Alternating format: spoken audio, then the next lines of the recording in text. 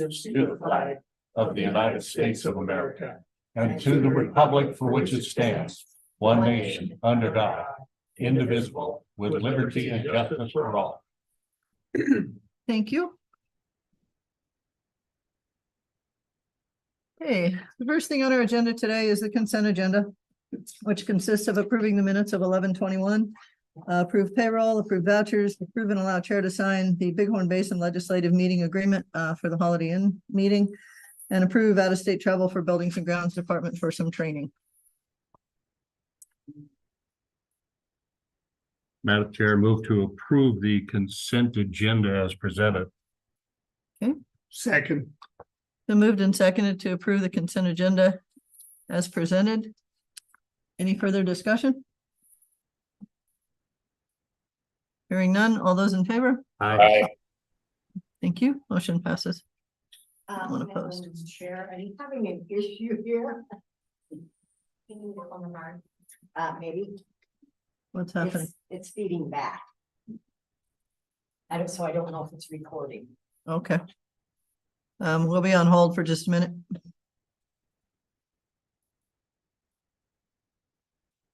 Because it really doesn't make that noise. Wouldn't have Lloyd take a look at it. This could be scary.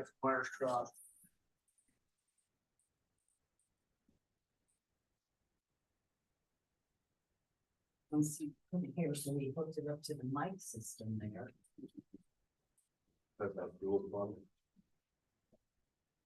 Line out.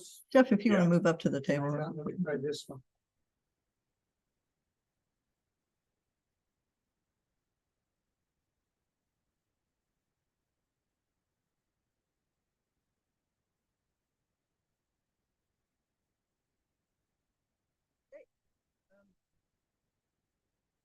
The next thing on our agenda, I think we're okay to keep moving.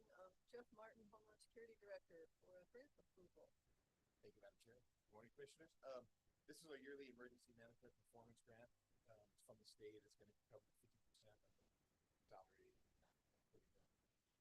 The only difference this year is we did ask for a little bit more for training budget from the state. They're only going to supplying 50% of the salary benefits for the first year. Madam Chair, Yes, sir. I've lost audio on you guys. Okay, so our IT fix didn't work. Okay, hang on a minute. Not now. I can hear you now. But now I'm doing this again. So reset for it.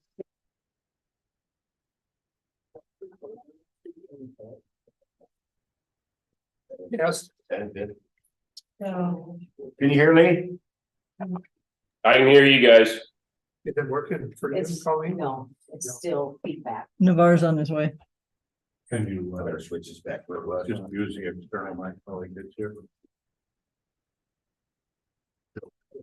So that's the reason, because I can't, nothing comes through. You guys don't use your mics, right? Nothing, Well, that's. you can't hear anything. So it has to be insulated. Yeah, that's why we decided we But try it this way. Can you ask Lee about using a stamp on this resolution?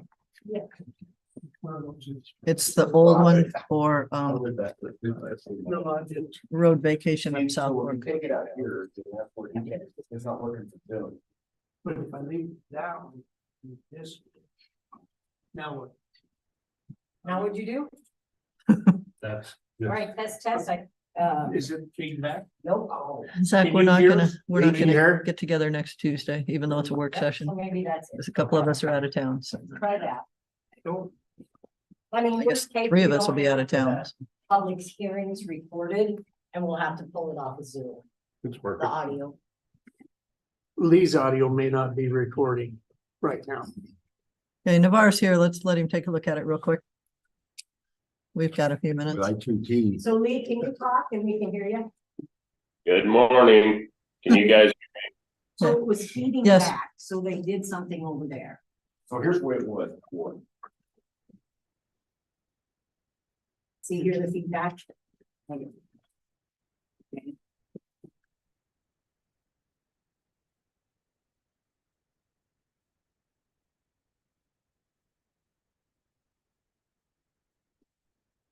So then when they split that and put one in the PC and one there, is it still recording? Says it is, but then we don't get the feedback.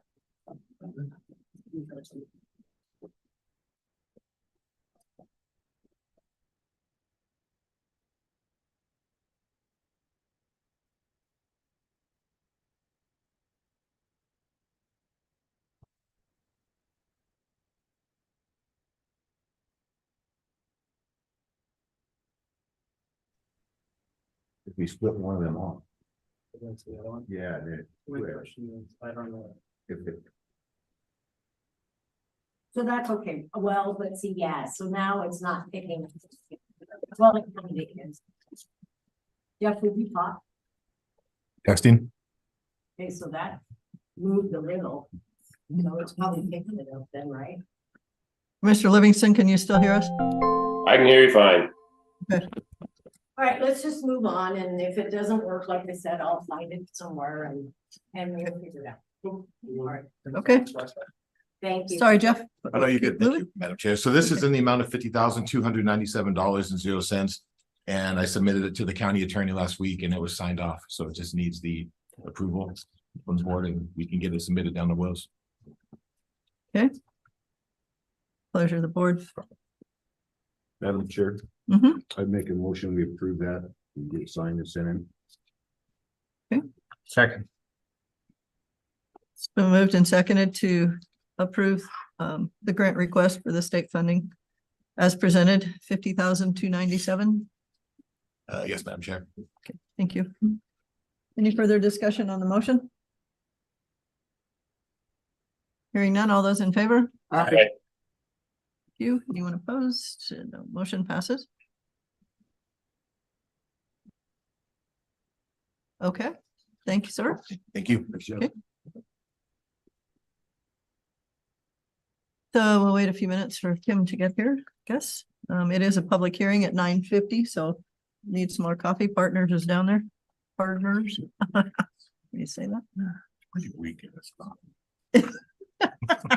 You need to go back upstairs and get some heavy. Just think, You got time. You got 10 minutes. I'm gonna step out, make a phone call real quick. Okay, See if I can reschedule. thanks, Scott. You got a medical appointment? Yeah, but the doctor's sick. Grant, Scott. And I think it's just, whoops, sorry, Molly. I think it's just you. Park County.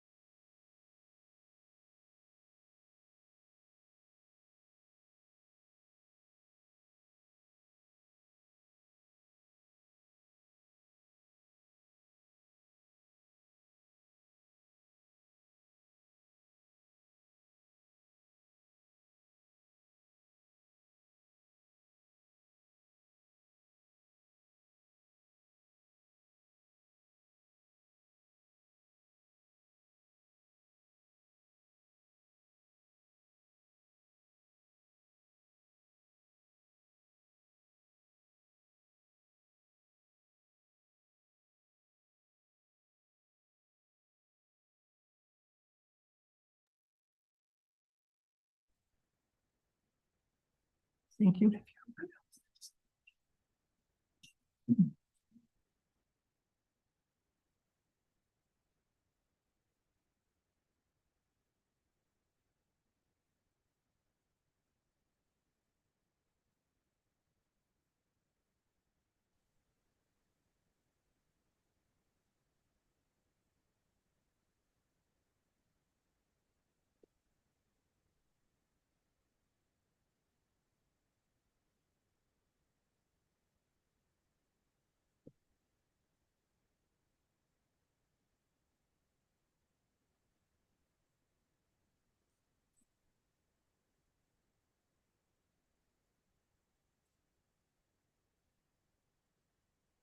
I think we're close enough that we can go on with our next item on the agenda, which is a public hearing for the Bridger Tower Corp. SUP 250 amendment. So welcome to Kim and Jenny and Erica from our staff. All right, thank you, Madam Chair. Mhm. So this property is located in a GR 20 zoning district. The planning area is Clark. The applicant is Bridger Tower Corporation. We did receive a special use application from the applicant November 7th of this year. The applicant was signed by David Lucian as the agent of the property owner, which is Switchback Ranch. So the requested action is approval of amendment to SUP 250. It'll increase, if approved, the overall tower height of a monopole wireless communication tower. And that will be the increase will be from 310 feet to 395 feet, not to exceed 399 feet, 11 inches, including a lightning rod. And this change in height is to accommodate 2 microwave dishes. In history, in April of this year, the applicant requested approval of a special use permit for major utility use. It would be to allow the construction of a 310-foot monopole tower, part of a wireless communication facility, to accommodate up to 4 carriers. And in that application, we did receive construction drawings and a subsurface report. The applicant also included statements on how compatibility will be met and how services and infrastructure will be provided to serve the use. On June 20th of this year, the Park County Board of County Commissioners approved the SUP 250 by resolution 2023-32. So in our regs, it talks about amendments to an approved special use permit. The regs say minor changes to an approved special use permit can be approved by the planning director. Otherwise, a special use permit may only be varied, altered, or amended by approval of the board of County Commissioners at a public hearing. If the amendment requires site plan review, the request shall proceed as a new application. And if so, then the amended special use permit replaces the previous one. The planning director determined that this proposed change is not minor. As a result, it requires an SUP approval by the board in a public hearing. And this amendment does not require site plan review, is our conclusion. So this is a major utility use because it is a communication tower over 35 feet in height. Ownership is Switchback Ranch of this property. So this use will be on a small portion of a 697 acre parcel. The location, Madam Chair, you see in figure 1, it's approximately 20 miles northwest of Powell, 2,000 feet southeast of the intersection of Highway 120 and Highway 294. The property has a physical address of 1849 Highway 294. Property, as I mentioned, is in a GR 20 zoning district. Major utility uses are allowed in that zoning district, provided an SUP is approved. In terms of neighboring land use, you can see in figure 2 that surrounding this parcel, there is exempt pieces managed by Bureau BLM. And then there's a mixture of agriculture, residential, and residential vacant, and some commercial to the west. In terms of site characteristics, you can see in figure 3, the tower location is approximately 4,000 feet east of the Clark's Fork of the Yellowstone River. There is some elevation gain as you move from the river to the use location. However, in the general vicinity of the tower itself, proposed tower, there's little change in elevation. Madam Chair, the site plan, which is shown in figure 4, shows the latest site plan shows the tower location, the access on the compound. The only changes from the original site plan, which is shown in figure 5 in our staff report, is a revision to the highway access and that overall tower height increase to 399 feet, 11 inches. So we have a note, Madam Chair, to support the amended tower proposal. The applicant is waiting on a letter from the project engineer to show the fall zone for the tower being less than the distance to the right of way. The applicant also confirmed that the guy wire ground connection points outside of that 80 by 80 fence compound will be fenced. We do have that that conclusion. And sheet Z4, which is later in our staff report, updated construction drawings show 6 guy wires at varying heights to the tower anchored at 3 connection points. So there will be, the proposal is a total of 18 guy wires. And again, where those are connected, where they're anchored, the applicant said they will be fenced. Legal notices, Madam Chair, legal notices went out. They were published in the Cody Enterprise. One was on November 21st of this year. One was on November 28th. Written notice was mailed to all the owners of neighboring property owners. That notice went out on November 14th of this year. We notified various agencies and we received responses from those agencies. We shared them with you. We got a response from DEQ providing agency contacts and information for permitting should that be necessary. We received a response from the Park County Treasurer. They said that property taxes are paid in full for this property. Public Works sent us a response we shared with you. They have no additional comments beyond their original comments.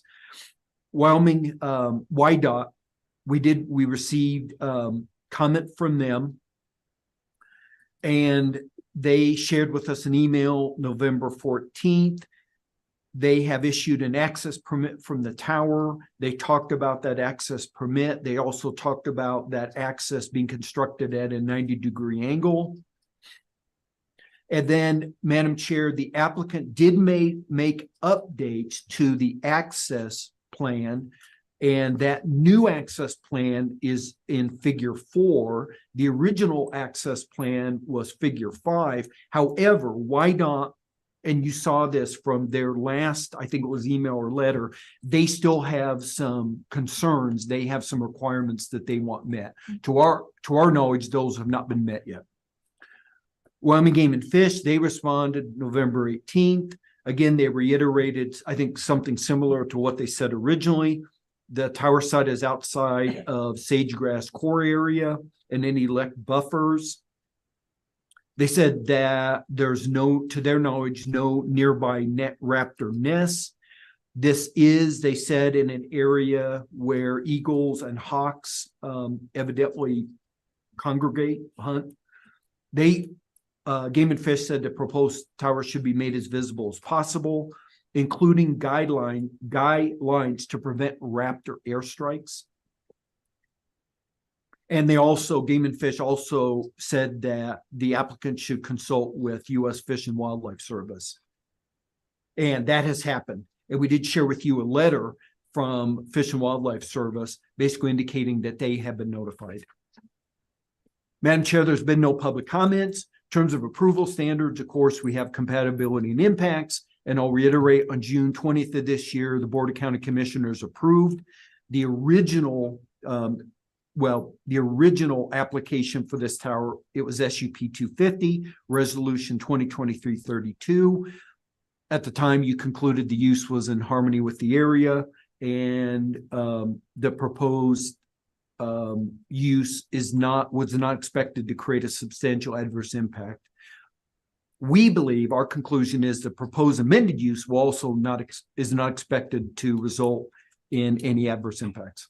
Services and infrastructure, when you originally reviewed this, you found that services and infrastructure were adequate. Madam Chair, we have summary of findings. Our recommendation is, should you approve this, Madam Chair, we have the following conditions that I'd like to read. Number one is Park County noise, lighting, and other nuisance regulations shall apply. Number two is prior to commencing construction, the applicant shall submit a letter to the Planning and Zoning Department stamped by a project engineer that demonstrates the fall zone for the tower will be less than the distance from the tower, between the tower and the highway right of way. Number three, prior to commencing construction, the applicant shall submit a written response from YDOT to the Planning and Zoning Department, confirming the proposed access design meets their requirements. And number four, the applicant shall otherwise comply with standards in the Park County Development Standards and Regulations. And we're happy to stand for questions. I do have one question, and it's probably because I'm looking at it wrong. But under the location, I'm looking at the location map, and the star is northeast of the intersection of 120 and 294, yet under the location, it states southeast of the intersection. And I'm just kind of wondering which is correct. Southeast. I think it is too, but well, but the But it is star is, north of the highway. You're Yeah, right. yeah. it's north. It is Yes. obviously it is north of Highway. It's north of that, because that's the north. of it. And they're saying it's in the southeast quarter, and that is in the northeast. quarter, If that's the highway I know, going north. I just, yes. So it's on the north side. It's on the north side of the Back Basin. highway. Okay. Yeah. But it appears, I mean, my understanding is it is southeast of where those two highways join, is what I was trying to say. That's kind of a weird way to word it. Okay, Yeah. Almost Yeah. east, southeast. because of the way the roads Yeah. are drawn. in the Yeah. map. More Okay. east, southeast. Just wanted to clarify where we were going, but it is on the north side of the Badger Basin Highway. Yes, correct. Yes, Okay, correct. thank you. This is a public hearing. Are there any other questions at this point from the commissioners? Madam Chair, just a clarification, does the FAA need to weigh in or approve this tower after we approve the SUP, or is it the other way around? How does that usually work? It's in process, and I believe they may require, I don't know if they require our permit or not, but I think it's just in process. It's actually, we just received the FAA clearance, so determination of no hazard. Okay. So And- we're good with the FAA as far as that goes. Okay. Could you state your name for the record, please? Chad Craig of Bridger Tower Corporation. Thank you. Any other questions at the moment? Okay, is there anybody that would like to speak about this project? Do you have anything else? No? Okay. Any other public comment? Madam Chair, I move we close the public hearing. Second, Been moved and second to close the public hearing. Any discussion on the motion to close? Hearing none, all those in favor? Aye. Okay, motion passes. Pleasure of the board. Madam Chair, I move to approve the amended SUP 250 for River Tower Corporation Tower With conditions? with conditions. Second. Been moved and seconded to approve the amended SUP for Bridger Tower Corp as presented with conditions. Any further discussion? Hearing none, all those in favor? Aye. Anyone opposed? Okay, thank you. Thank you, Madam Chair. Thank you, commissioners. Madam Chair, resolution 2023-63. Thank you. Thank you, Colleen. Thanks. Thank you. Okay.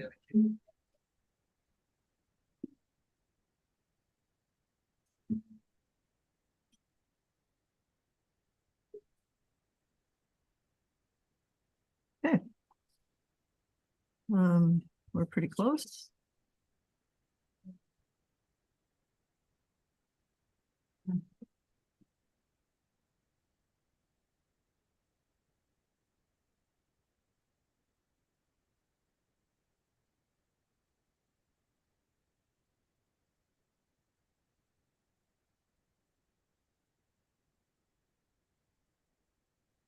We have a couple minutes before the next public hearing is scheduled, so we'll wait a minute.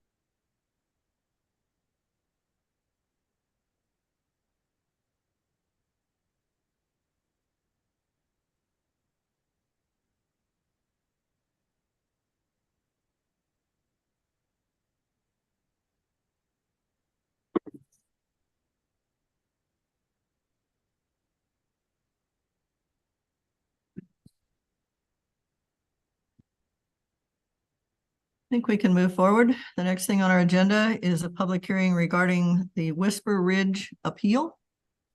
So whoever would like to present that appeal. Yes, that's me. Okay, if you would come to the front table and state your name for the record, please.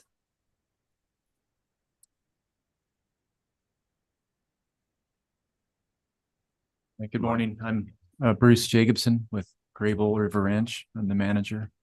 Okay. Sorry. Bruce Jacobson with Grable River Ranch. I'm the manager of Grable River Ranch as the property there in Park County. Okay. So I guess the two issues that are on the agenda be discussed this morning are the fencing and then the power. And so with the fencing, we feel like that number one isn't even a county requirement in your regs. To begin with, you know that there's been a new law passed in the state of Montana that calls for fencing subdivisions, but there's of course the exception if the neighbors say they don't require it, then the state doesn't require it either. So we've got an email from the BLM and they said that they don't require that, and we forwarded that to the county. And so that's on the north and the west side of the subdivision. And so our position is that yeah, the county regs currently don't require it, and so we don't think we should be required to have it. And the second reason is the state law that was recently implemented, that we feel like we've met that requirement by having the BLM send an email that says that they don't require it. So that's basically our position on the fence, and feel like we should be able to go forward with the final plat review without having to have something in place to require us to put up any more fencing. Okay, and the second point, did you want to? On the power? Yeah, the power, the subdivision requirements require power be adjacent to any new lots. And if you, all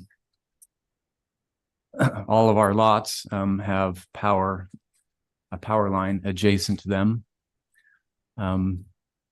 There's some technicalities there, that whether that's considered a service line or a transmission line, but the reality is that anybody that lives along that power line can go to Bighorn Electric and ask for service if their property's along there, and if they have to pay the fees and pay for the equipment and transformers, but there's power available there now. And we have some irrigation equipment right there along that power line that in the past we've needed power. Oh, it wasn't us, but the previous owners needed power for their pivots. And so they went to the power company and paid whatever fees were needed to get the transformers and the meter put in, and they have power there.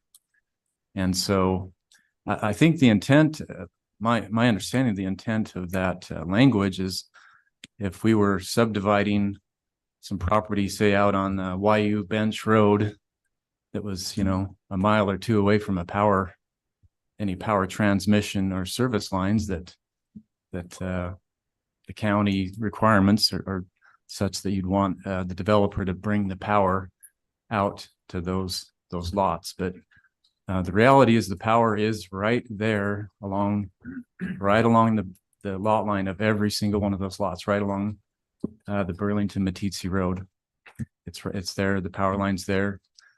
Bighorn Electric and ourselves, we've worked through a number of months of negotiations of trying to meet their requirements and try to keep the upfront costs as minimal as possible. And we feel like we've come up with a very reasonable and fair agreement. From our standpoint, we feel like,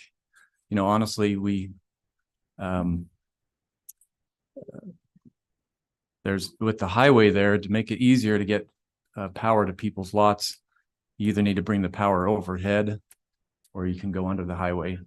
And so we felt all along that as the developer, we should provide the ability to get the power across the highway for the people. So we've always been willing to provide some bores. But as far as, you know, the additional infrastructure. No, that's fine.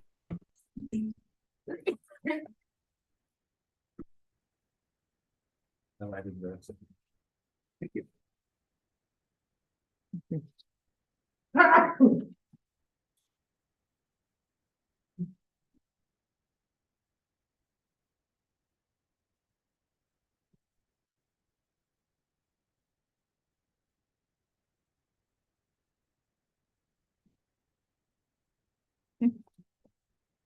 And so, you know, we could fight with them over this, but we've chosen to try to come to a reasonable agreement, which we believe we've made by the contract that's between us. Do you have a copy of that?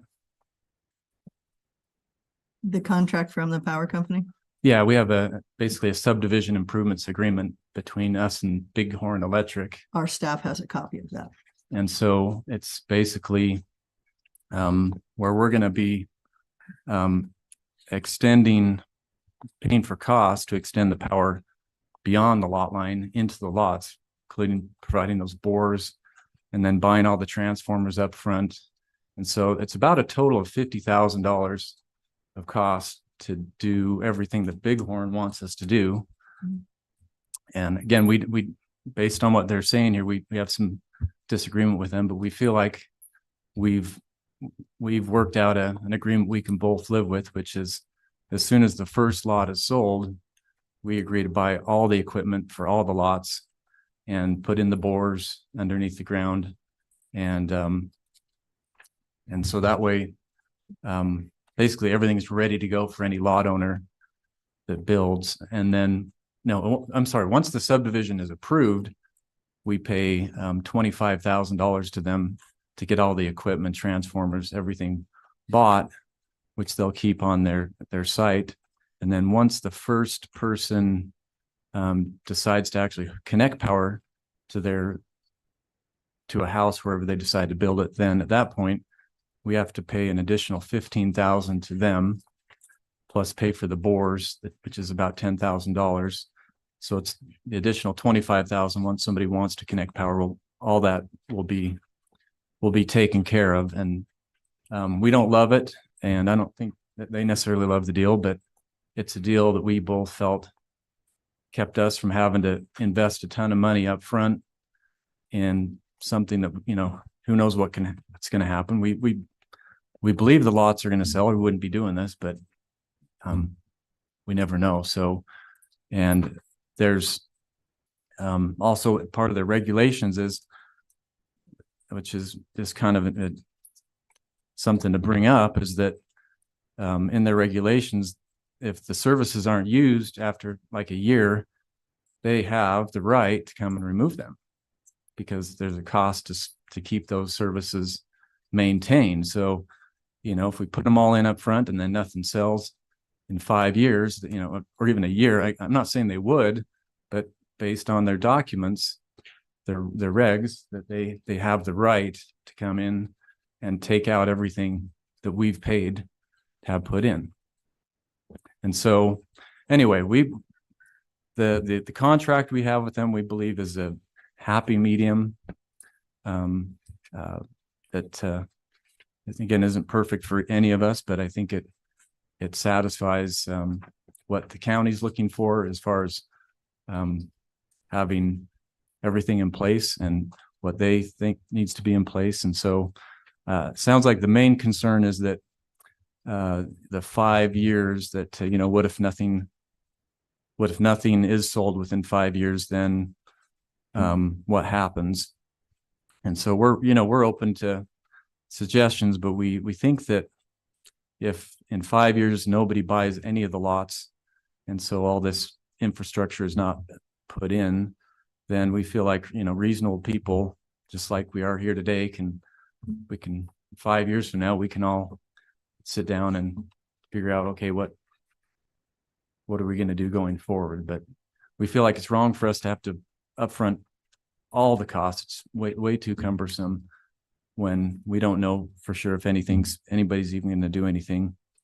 And when they do have the right, again, I don't think Jeff would ever do this, but I don't know how long Jeff will be around, but they do have the right, if the service isn't used after a year, to come and pull those things out. We have no control over that. So our request is that the contract we have in place is sufficient, that again, based on just the county regs as they are, we believe we've already met that because the power line is adjacent to each lot. And so we're asking that we just be able to go forward with the agreement we've made with Bighorn that we think is fair and reasonable to all the interests involved. Thank you. Yep. This is a public hearing, and I believe do we have any response from staff? Okay. Yeah, no problem.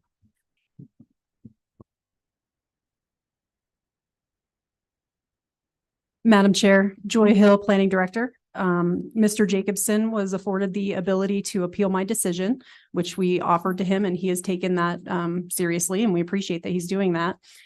Just to bring everybody up to speed, so the board was provided the administrative record for this issue, so you have all the same materials that I'm gonna be referencing right here today. So on October 11th, in order to give Mr. Jacobson a final decision to appeal, I sent him a letter that outlined my decisions on the fencing and the power and explained why I made those decisions. So in summary, we'll just start with the power because he brought that up most recently and I think it's timely. Our rules say that power service must be adjacent to each lot. So obviously there's a power line running through or near the property, but it is not a power service. And that was actually clarified for us by REA when we first brought them into the discussion a couple months ago. REA explained to us at the time that just because there's a line running along the road, that doesn't mean it actually can provide power to these lots. There'd actually have to be a significant amount of work done to bring the power across the road and then a new main to serve those lots. Because of that, and because our rules talk about the power providers, requirements must be met. At that time, it was made clear to us that there wasn't really power service to these lots. So since that time, REA and the subdivider have had discussion, which led to this contract, which was provided to us. Note that Park County is not a party to this contract. This is between the landowner and REA. The biggest concern about the contract is, of course, the 5-year execution. So if no lots are sold within 5 years, this contract can be terminated by either party. Well, of course, Mr. Jacobson would want to terminate at that point potentially because it'd be a lot of money savings to be realized by that termination. But where that leaves us is with 5 lots that don't have power. And perhaps things have been re-explained as to how they would actually bring the power across. There's been discussion about bores. There's been discussion about overhead power. Our rules are very specific that you have to bring underground power to serve subdivision lots. I just want to clarify that as well. It's my understanding that the service is actually the power to the lot. That's the actual transmission box or the actual infrastructure to serve the property. At this time, that does not exist. So there is simply a line, whether you want to call it a transmission line or distribution line. The easement that REA has for that line that currently goes along the south side of the property or the south side of the highway. In the easement, it says it may be for a transmission or distribution line. I don't know the definition for either one, but I can say that it's not a service. To us, service is the individual service to serve a property, and maybe REA can bring some clarity to that as well. So I think for those reasons, that is clearly why I made that decision. Out of the rules, I'll just read it. Major and minor subdivisions shall install electrical power service adjacent to the lot lines. So we come down to the word power service. That's what it comes down to. Further, utility standards. Utility installations at a minimum shall meet the requirements of the utility providing the service, which REA has identified what those requirements are. An underground installation requirement. All utilities shall be located underground except in situations or locations where a variance is warranted. Variances could be warranted where there's areas of extreme rockiness, areas heavily irrigated or sub-irrigated, subdivisions with an average lot size of more than 5 acres, or overhead utilities exist within the bounds of the subdivision. So realistically, Mr. Jacobson could get a variance to bring power overhead to the lots or overhead within the subdivision if he requested a variance to do so. So that's the answer on the power side of things. When we move to the fencing, obviously this is a little more complicated because it's a new law that just came out in July. And we're still working our way through figuring that out. But the bottom line is that our rules say that if state law changes in the time after our regulations have been created, that we may still follow the state law. And so that is what we're doing. It's reasonable that counties don't necessarily update their regulations immediately after the law changes. We did not do that, but we're still subject to the law. And so when the statute changed, and I included 185319 in this record, but really clearly it essentially says a subdivision must be fenced. That's in the shortest terms possible. Now, the only way the subdivider could get out of that is one, if a legal perimeter fence already exists, which the statute defines what a legal fence is, or the subdivider builds a fence, or the subdivider gets notification from all adjacent landowners that a fence is not necessary. So remember the word necessary as I move forward.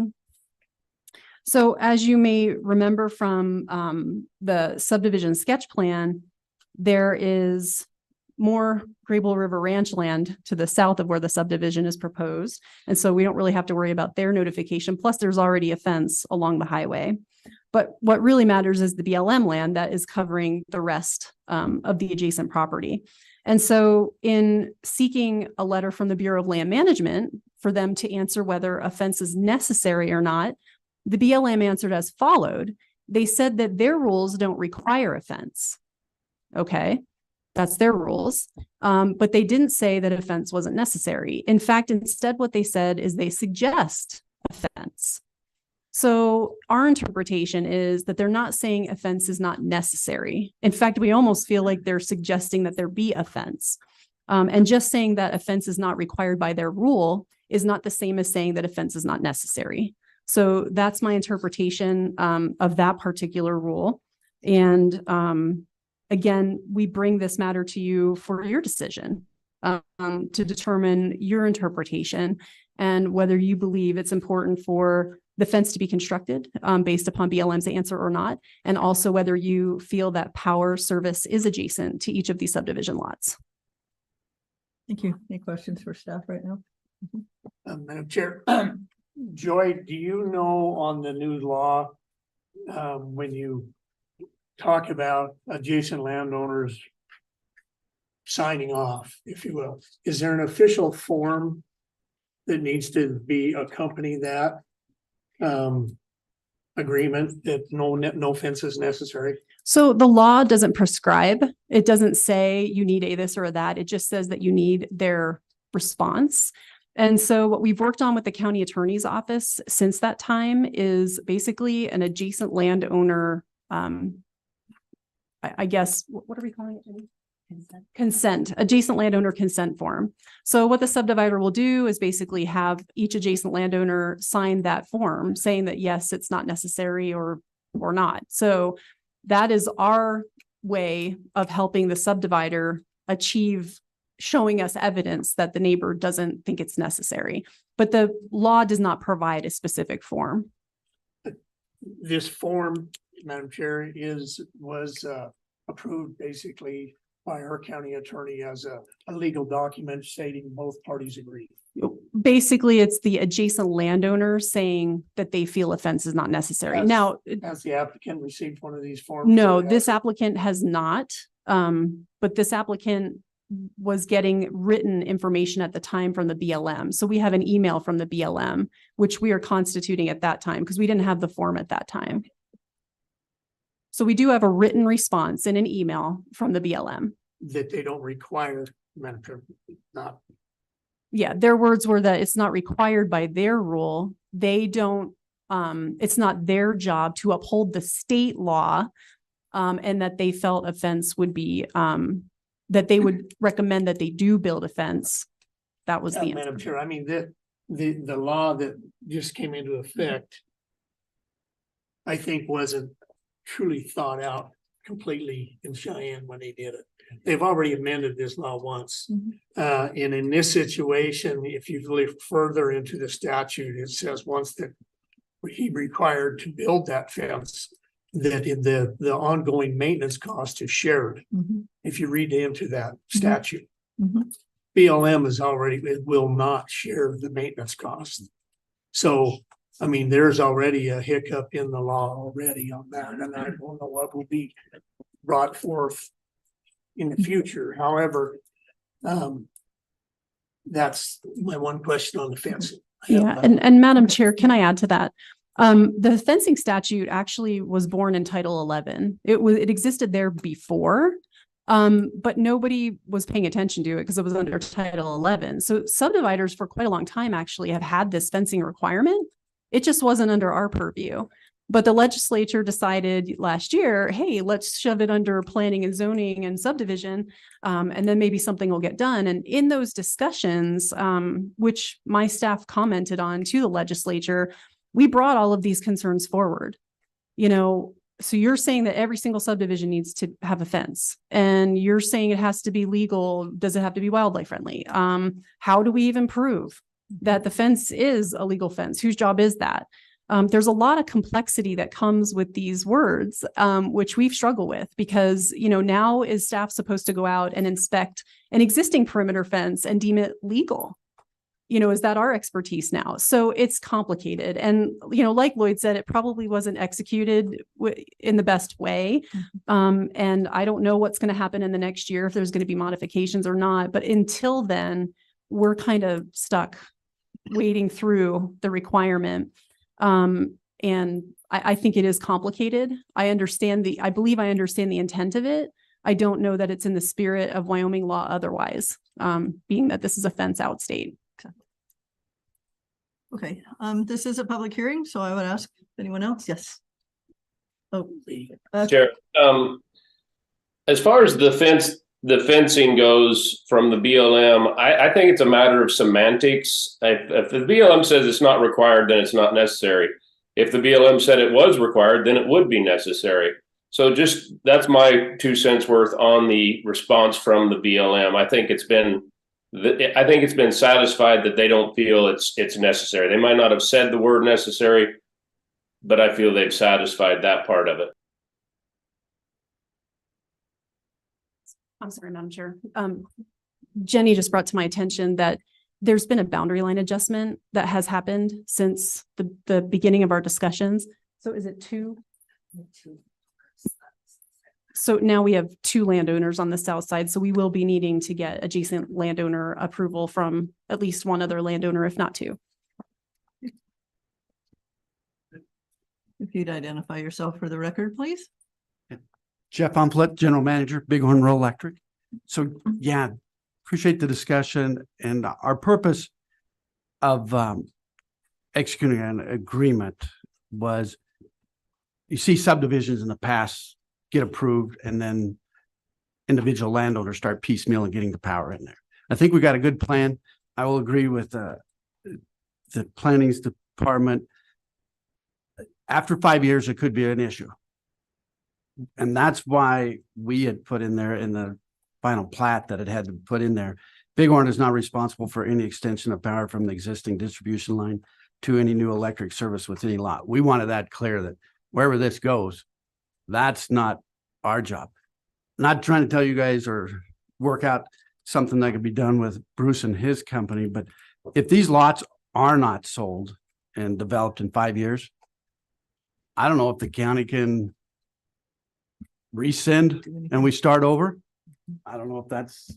Well, I think that's a really good point, what Jeff said, and, you know, we agreed to put that on the plat as well, that, you know, it's any buyer, if it's 7 years from now, they know they need to get Bighorn's not gonna be responsible for the tower.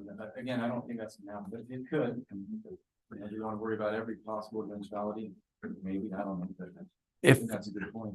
after 5 years, this contract has been pointed out, does run out. Seventh year, somebody, whether an individual comes in and says, hey, I want power there. We're going to look back and say, hey, who's the developer of this thing? And no power is getting out there. Tell the developer steps forward. So that's kind of the risk, is if somebody walks away from it, who's going to step up and do this thing. So I don't know. I mean, if Bruce be willing to extend that or have something like that, but that's for you guys to decide. But yeah, we wanted to clear, there is a power line out there, but as far as that providing a service to the subdivision, no, and our agreement says that the transformers and all that is part of the developer's cost. Then once it gets out there along the lot line, the individual customer is responsible, and usually it's less than 200 feet to run that over to where they want that house. Some of those lots are pretty deep. If somebody said, I want power there, that's not going to just be a regular service, as Joy's trying to describe. That's the main primary build out to get up to there. So we're willing to continue to work with them and see if it can happen. But I will agree, it's a 5-year deal, and we would hope they'd sell. If not, some divisions, some haven't happened. Look at the golf course in Matisse.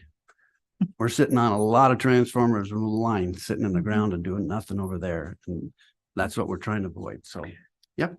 Can I ask you a question about power company and coming from, I think you and I've worked on some of these projects before together with utilities and when I was doing the water, but the other thing that comes to mind, and not that it would happen in you guys' area, but if someone else comes in and does a major development in that area, what are the chances that because we have not guaranteed the service on each of these lots by having the transformers there and things ready to go, that there would be an issue of availability at some point? Are you guaranteeing, you're guaranteeing for the 5 years that power would be there from my understanding of the contract. But after that, you're not necessarily guaranteeing that power would be available. Is that true? That would be correct. We would be needing to come up with another arrangement or an agreement with another developer. Okay. That is correct. Okay, thanks. I got one. Oh, yeah, for you. To clarify, if I understood you correctly, as you spoke about, if the power is not used, that under their Bighorn Co-op's rules, you can remove the infrastructure. It's under our idle service policy. So if somebody has, we'll just say cabin out there, and after 12 months, they're not using it, we contact them and say, hey, are you going to be using service or not? As far as removing transformers and that sort of thing, we're generally talking the service to that customer. And so within a subdivision, again, give you the example of the Matisse golf course. We've not removed anything out there. Generally, the subdivisions, we don't. It's somebody who puts on their, we'll just say their place, they put a little cabin and put service out there, and 12 months later, they're not using it. And we say, hey, are you going to use it or not? Because we got a pole and a transformer serving that. Do you want the power there or not? If not, it would be the same with an individual that's within this subdivision. If they put a stub out there and put the underground out there, they're paying for that. We got no investment in that. What we would be looking at, we're going to get our meter back out of the deal, and that's about it. The buried lines and that sort of thing, we're not going to touch those. I guess that was my point, Madam Chair, was regardless of whether it's 5 years, if they sold or not, but if they sold in the first year and nobody built, you still have that option to remove. No, we would leave those in there. Again, Matisse Golf Course, been there 20 plus years and very little, and there is power and transformers available to every one of those lots still. Okay. Is there, unlike the water district, there is no charge to the developer once those are in place on the lot corners, whatever term you want to use. There's no additional charge to the developer until the power is used or the lots are sold, correct? Once that infrastructure is paid for, There's not a monthly fee like Nope. there is with the water district. Okay. Be to the individual consumer. Yep. Okay. Bruce, I think pretty well knows, and that's what he's trying to figure out. Mhm. What is my end cost gonna be? Mhm. And we can Mhm. tell him pretty closely Okay. what that is. Did you have something else? Or are you done for now? Not at this time. Okay. I just want to, Mhm. if I could comment, I don't think either of us have a problem extending it or having something in it where it says, if nothing does happen in 5 years, we all agree to come back in front of the county commissioners, we all decide, another 5-year plan, and like, Okay. or you don't have. We're not, to do we would it. not be opposed to that. We just want to know a firm deal. That's Sure. what we're after. It took a lot of work, Yes. didn't it? Is there anyone else from the public that would like to comment? Or staff?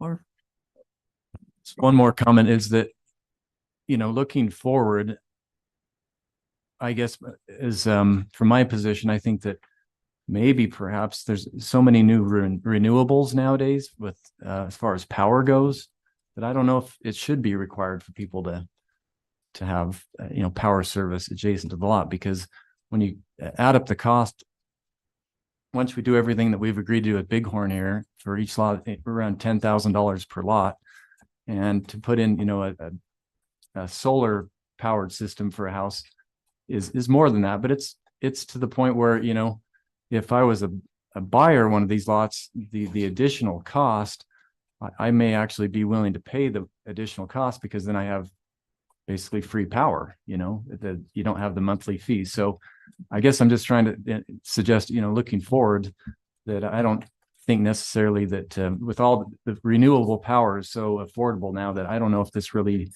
even should be required. I think that there's so many renewable, sustainable power options out there. that might be something that we look at as we move into updating our regs over the next year or two. We can't change it today, but it is certainly an idea to look at with where we are as a nation today. Madam Chair, just one final comment, and this was in the letter to Mr. Jacobson.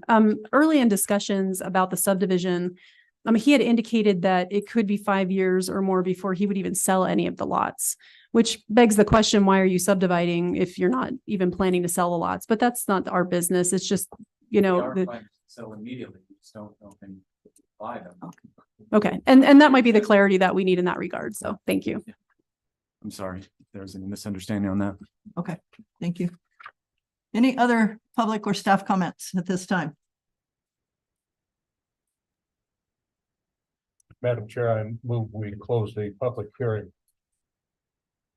It's Been moved and seconded to close the public hearing. Any discussion on the motion? Hearing none, all those in favor? Aye. Okay, anyone opposed? No, motion passes to close the public hearing. So. Well, Madam Chair, mhm. I'm gonna, Commissioner Livingston, we'll start with the fencing. I don't believe I believe there is a difference between required and necessary. However, I believe that if I have looked at the form that our county attorney has drawn up as an agreement between adjacent landowners, and if the BLM was willing to sign that, I would concur that they've met the requirements of an agreement of not necessary. The problem I have is currently it may not be, but BLM is public land and it does have grazing rights that could change in the future. So, if the applicant were to bring that form, an agreement signed from the BLM, I would agree with the appeal of the fence, the need of the fence. I don't feel, and we can continue. I'm gonna leave it at that for now on the fencing issue. Yeah, Madam Chair, I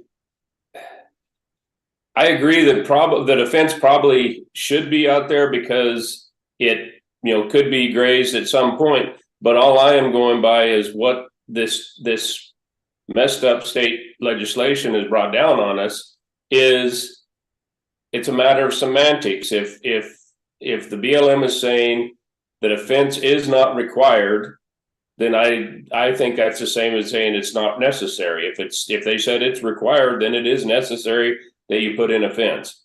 So that's where I'm landing on this. I'm not saying that it's good or bad. I'm just going by what, if you're going to take the legislation of the statute and try to apply it here, I think the BLM has met the requirement of the statute. Yes, sir. What about the form agreement that we've developed within our county that for the agreement between, would you agree that that needs to be signed as with any landowner moving forward? I think moving forward, it would be good to have something in writing that more than just an email. But in this case, that wasn't available prior to this subdivision. And I think that they have met the requirements to date. Madam Chair. Yes, sir. Two issues on this. I kind of tend to side with Lloyd a little bit on if we were to move back forward and the developer provide that to the BLM and they're willing to sign it, I have a feeling that they're not going to sign it because they in the follow-up in that email say it's strongly encouraged. So I think that right there, maybe I feel kind of somewhat negates the necessity. They're saying it's not necessary. And I think the second issue has been brought to our attention today. We have another landowner adjacent that's going to require that to be signed. So I think moving forward, I would like to see the developer take and get the BLM to sign that and the new person to sign that. And I think for me, that would satisfy it all On the fencing. on the fencing. Yes, sir. Madam Chair, I think that as far as the BLM and I hate to put myself in their thought pattern, but when it comes to the shared maintenance, I think that is where they're balking at. This idea, any future shared maintenance part of their budget, I don't think they want to go into an agreement like that. So if there was maybe an addendum to the agreement with the BLM that would say that it goes on to the property owner, they may sign something like that, but I don't think that they would want to agree for a shared maintenance program, with any of the landowners. So I don't know. Commissioner McDonald, I'm somewhat confused. If they sign it, it means they don't need it. If they sign the form. if they sign the form to. Then they don't have to have the. And so there'll be no maintenance. Yeah. I don't believe in the moving, in the future, I don't think even with state I don't believe they will ever be able to enforce the federal shared government into a maintenance. shared cost on Yeah. any, whether it's BLM, Forest Service, Bureau Rec, any of them. But that's just my opinion.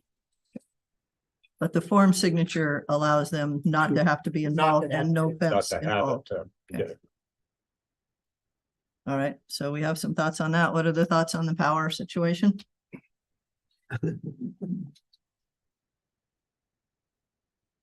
Madam Chair, the applicant has a point. However, today's rules are rules. In your letter, there's, in my opinion, I know just enough to be dangerous a little bit of, but terminology, when you're in your letter calling it transmission lines are a wholesaler. Distribution lines, in my opinion, or my thoughts are what service lines are then stepped down that you can actually use. Our regulations require service lines. I would go as far as some try to compromise where the infrastructure and, meaning the conduits, the bases, perhaps even the wire be installed to every lot line. And then, but that's between him and the transformer is a major cost, I believe. If they can work on an agreement on even a 5-year deal, because in 5 years, they can pull the transformers anyway. If they're not sold or used. They can. They've indicated they don't, but they can. I'm just saying they have that. We can't regulate what their rules are within the REA. But as far as our end, I believe, if they would at the very least put the infrastructure being the underground, the conduit, bring it up to the lot lines. I know it's more than he wants to do. But I do believe we should not make an exception to do only part of one. The power, even on a 5-year, if nothing happens, you don't even have to bring it across the highway. After one's sold, then he's gonna go across. Is that the way I understood it? Yes, yeah, I hope you clearly understand the power is on the lot line, every lot line. It's not like 5 or 10, 20 feet away. It's right along. The transmission line is along the Yes, lot but line. It's very important to understand that farmers or anybody who wants to build can get a transformer right there at the lot line and have power. It is a power that will provide service to that house. That's another option we talked about. Well, if we want to meet just the bare minimum of the rules, we can do that. We can put transformers on the other side of the highway. And then we've met your rules, and we met their rules, then we really haven't helped the end customer because they need to get it across the highway. So we're really trying to, if we need to, we have to do that first. You guys require us to do everything right up front, just because we don't want to risk too much money. We may just go ahead and say, fine, we'll just put the transformer right across the highway. We've met your rules, we've met their rules, and the end user is going to have to get it across the highway, which would be okay. Joy had comments. Madam Chair, when this proposal was first brought to us, the lot lines were not on the south side of the highway.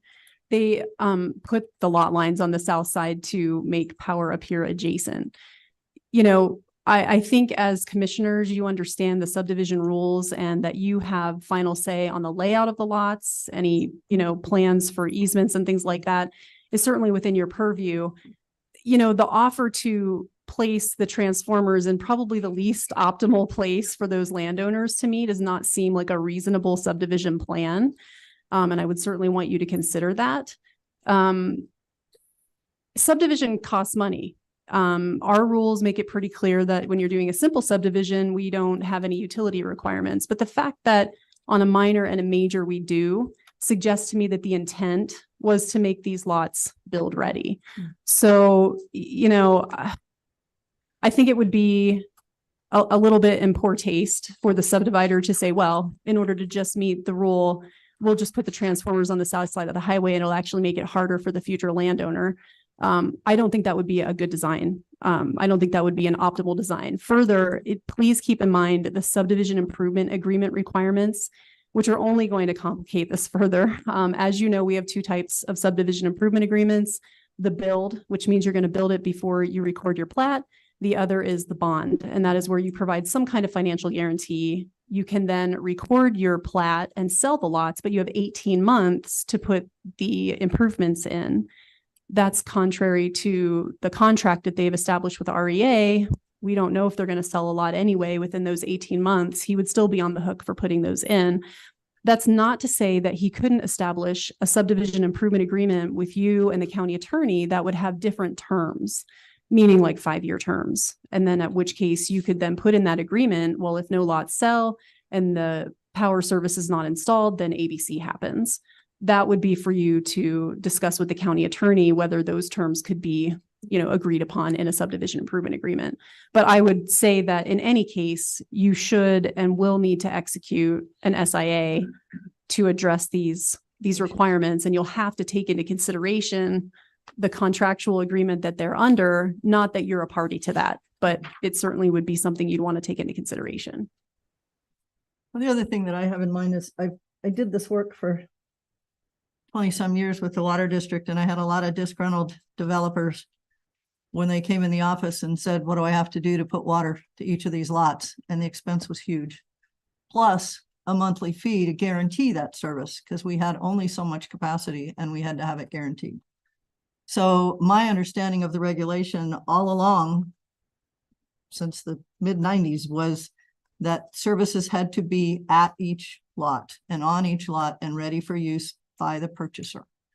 And that's the way I've understood it. So I'm having a little trouble believing that, or not believing, but that thinking that this landowner would be, or developer would be treated a lot differently in how that has to happen than we've treated all of the other developers that have come in and been required to do the same types of things by having service to the lots.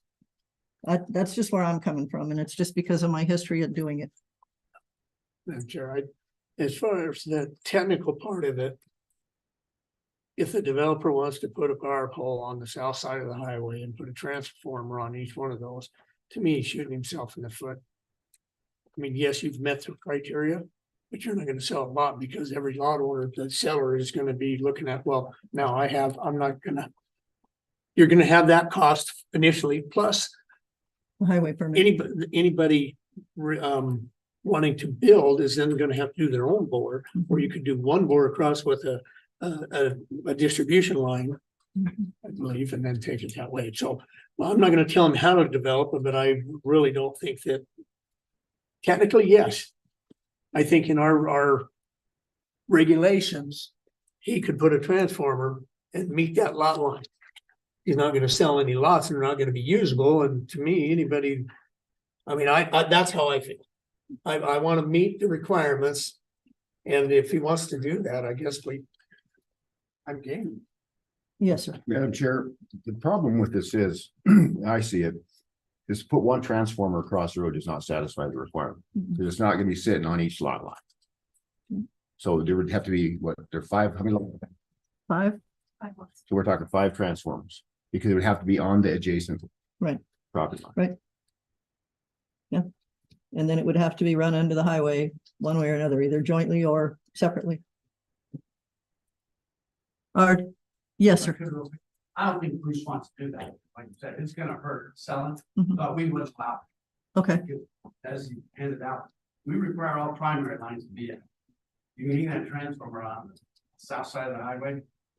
But the primary line is not over. to the line. Okay. Somebody got to pay for that. It's the secondary lines that are being from the transformer to the end customer that the customer has. has to pay for it. They're responsible for all the primary. Okay, let me understand what you just said, because from my understanding of what he said, the lots have been extended to the south side of the highway. So is that true? On the plat? No, it's not. They were not extended there. Our property only goes to that. We could have stopped the property line on the north side of the highway, and then we would have had a sliver about 30 feet wide between us and the neighbor on the other side. Okay, Okay, and there is some property at the very far east end of the line where we do actually own across the line, but as okay, they mentioned, we did a number one, Ron Cook owns property across the highway, and now Schlenker's own Oh. after that boundary line adjustment. So, Okay. it made no sense to leave a little sliver of Okay. land on the side of the highway. so there are not parts of each lot that are south of the highway.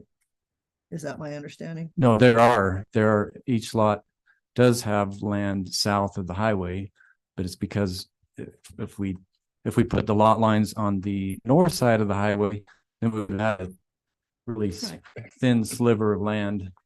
They own this also. Right, but I guess I was coming to Jeff's point about it being on the lot. If the lot is described where a portion of the lot is south of the highway, that would legitimately be on the lot. Yes, even though yes, they it would. say It would meet their across. requirements. It would be on the lot and it would meet your requirements. And it would be the cheapest for us, but we don't, again, we're Right. we may go down that. I mean, I'm not saying if it's the option in $50,000 and paying $20,000 up front, we may do that. We know it will be a bigger cost for the landowner because they'll need to get it across the highway themselves. But we'll just, we'll state that in whatever marketing material that the power is on the south side of the highway. Okay. And you'll have to, bore it across yourselves. Okay, but my question was, Jeff said they wouldn't do that. Okay, because the use will be on the north side of the highway. Is your, Well, but there's nothing in the regulations that can, Jeff, there's Okay. nothing. How can you? Primary. The lot. And if somebody, you put a transformer on that side of the highway, that's the service line. There won't be a service line. Yeah, that's a service that's service on their lot. Either if we put it across the highway, the transformer, and they put their house 150 yards up the lot, it's gonna have to be trenched Oh, yeah. up to their house. So what's the difference between boring under the highway and then trenching up to their house? Either way, they have to get it from that transformer up to their house. And that's part of the reason why, another reason we don't want to put the transformers on. If we knew where the house would go, we probably would do that, but some owners are going to want to put them right up close to the highway. And That others, argument's been around for about 100 years with doing with water taps and electrical and that. I'm sorry. Pauline, would that satisfy anything for your requirements? Would that be okay? Two resolutions? Yeah, either way is fine with us. Okay, maybe they'll agree to one and not the other. Right. Whatever. That's my thought process. Well, I'm gonna try one. Okay, Madam Chair, I move to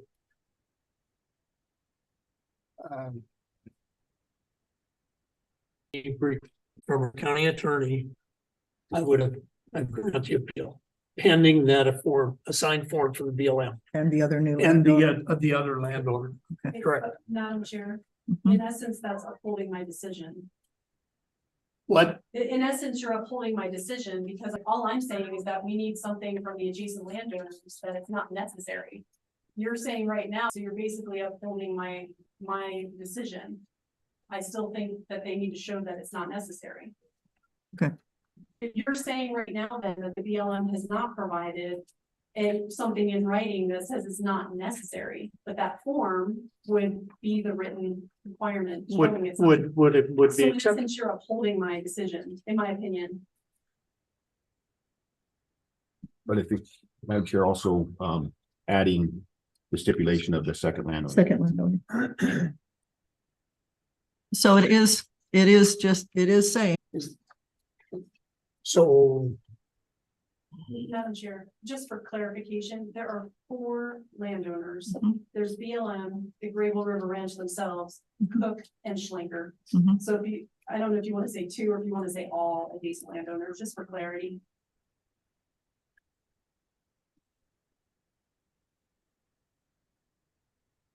okay.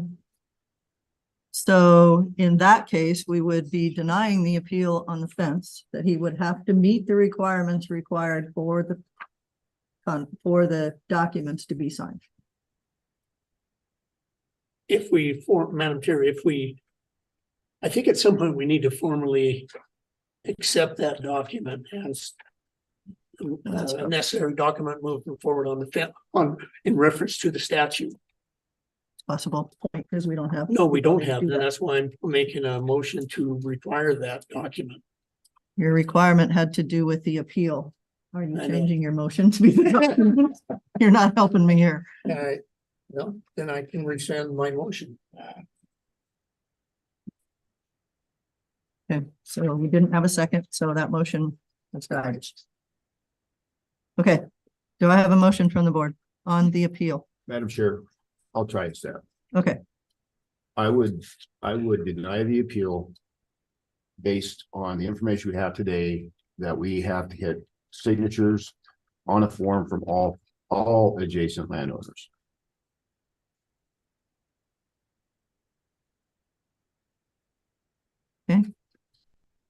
do I have a second for that motion? I'll second for discussion. Isn't that exactly what we just, isn't that what Joy's? Right. No, because but you didn't use the word deny the appeal. So that's what we need. To finish Oh, this. denied. Right, right. I'm following you. Okay. Okay, so I have a motion and a second to deny the appeal with the stipulation that the forms from all adjacent landowners are required. Madam Chair, Yes, sir. discussion, and I might need Joy to weigh in on this, but right now the county does not have regulations. We're just, correct me if I'm wrong, it is a state statute that has been changed that is requiring this fencing, and I for one believe they have met the requirements of the state statute, but because now we're talking about requiring signatures on a form from the county. And Joy might need to weigh in on this. I don't believe we have current regulations regarding that. So, Madam Chair, again, I consulted with the county attorney on this matter. Again, rules state that if state law changes, that we need state law. What we're doing. As far as the forms are concerned, even if you don't take the form into consideration, the appeal is based on BLM's response. Whether that is the written, landowner's consent or not is up to you. There are other landowners who we do not have the consent of as well, one of which didn't exist until a couple weeks ago when the boundary line adjustment was completed. But we would also need those consent from them as well, whether it comes on this form or it comes in an email or it comes in some other form. It doesn't matter. It's what is the consent. And BLM, if you're considering their email that says they don't require by their rule, but they strongly encourage it, if you consider that their consent that a fence is not necessary, then you're agreeing to their consent, not the rest of the rule. Because right now that's what we're appealing is the fencing requirement based on BLM. Since that time, we now have other landowner as part of this conversation. We have a motion on the table to deny the appeal for the fencing, requiring the need for forms from all adjacent landowners. Is there any further discussion? Madam Chair, 1.2 is this form has not been approved by us to begin with. So, we're trying to have them fill out a form that isn't really approved, that has gone through our county attorney. And, is it really a legal document? At this point, if we haven't approved it yet, to be a part of our regulations. So we're asking for this approval and I agree with the idea of getting the existing landowners to get a signature on it, but I still think the BLM will block it signing anything. So knowing the BLM, so It may be in lieu of using the word forms, just consent, because that is the word in the statute, landowner consent, whatever form that takes. Madam Chair, I would amend my motion to remove the form and just that the landowner will provide written documentation of the fence is not necessary pursuant to statute. I will second his amended motion. Rescind I'll amend my second. The second agrees with the friendly amendment? Yes. Okay, thank you. Okay. Any further discussion on the change in wording? Okay, all those in favor of the motion to deny the appeal and redo the board on the power situation? Commissioner? Madam Chair, I'd like a clarification from Bighorn REA. Because our requirement provides that the developer provide a service to every line. Yes, there's a power line there. Will the Bighorn REA place a service, which to me is a transformer, and then some of the lots may require a pole, even if it's overhead or come off underground at some point. Would you put a service on the south side of the highway? No. And Madam Chair, I just want to reread the regulation for you one more time. Okay, let's keep moving. We've got other things. Yeah, I just want to reread the regulations. So under utility standards, it says installation standards, utility installations at a minimum shall meet the requirements of the utility providing the service. That's why I asked. So yeah, I just want to clarify that for the record. So therefore, Madam Chair, I move to deny the appeal for the electrical. Second.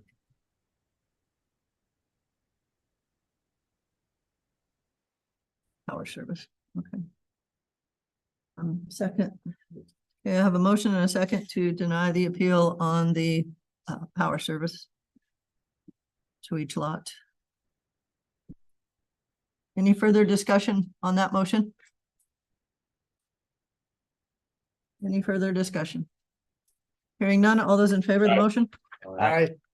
Anyone opposed? No, motion passes. Resolution 65. Yes, General 65. Okay, thank you. Thank you.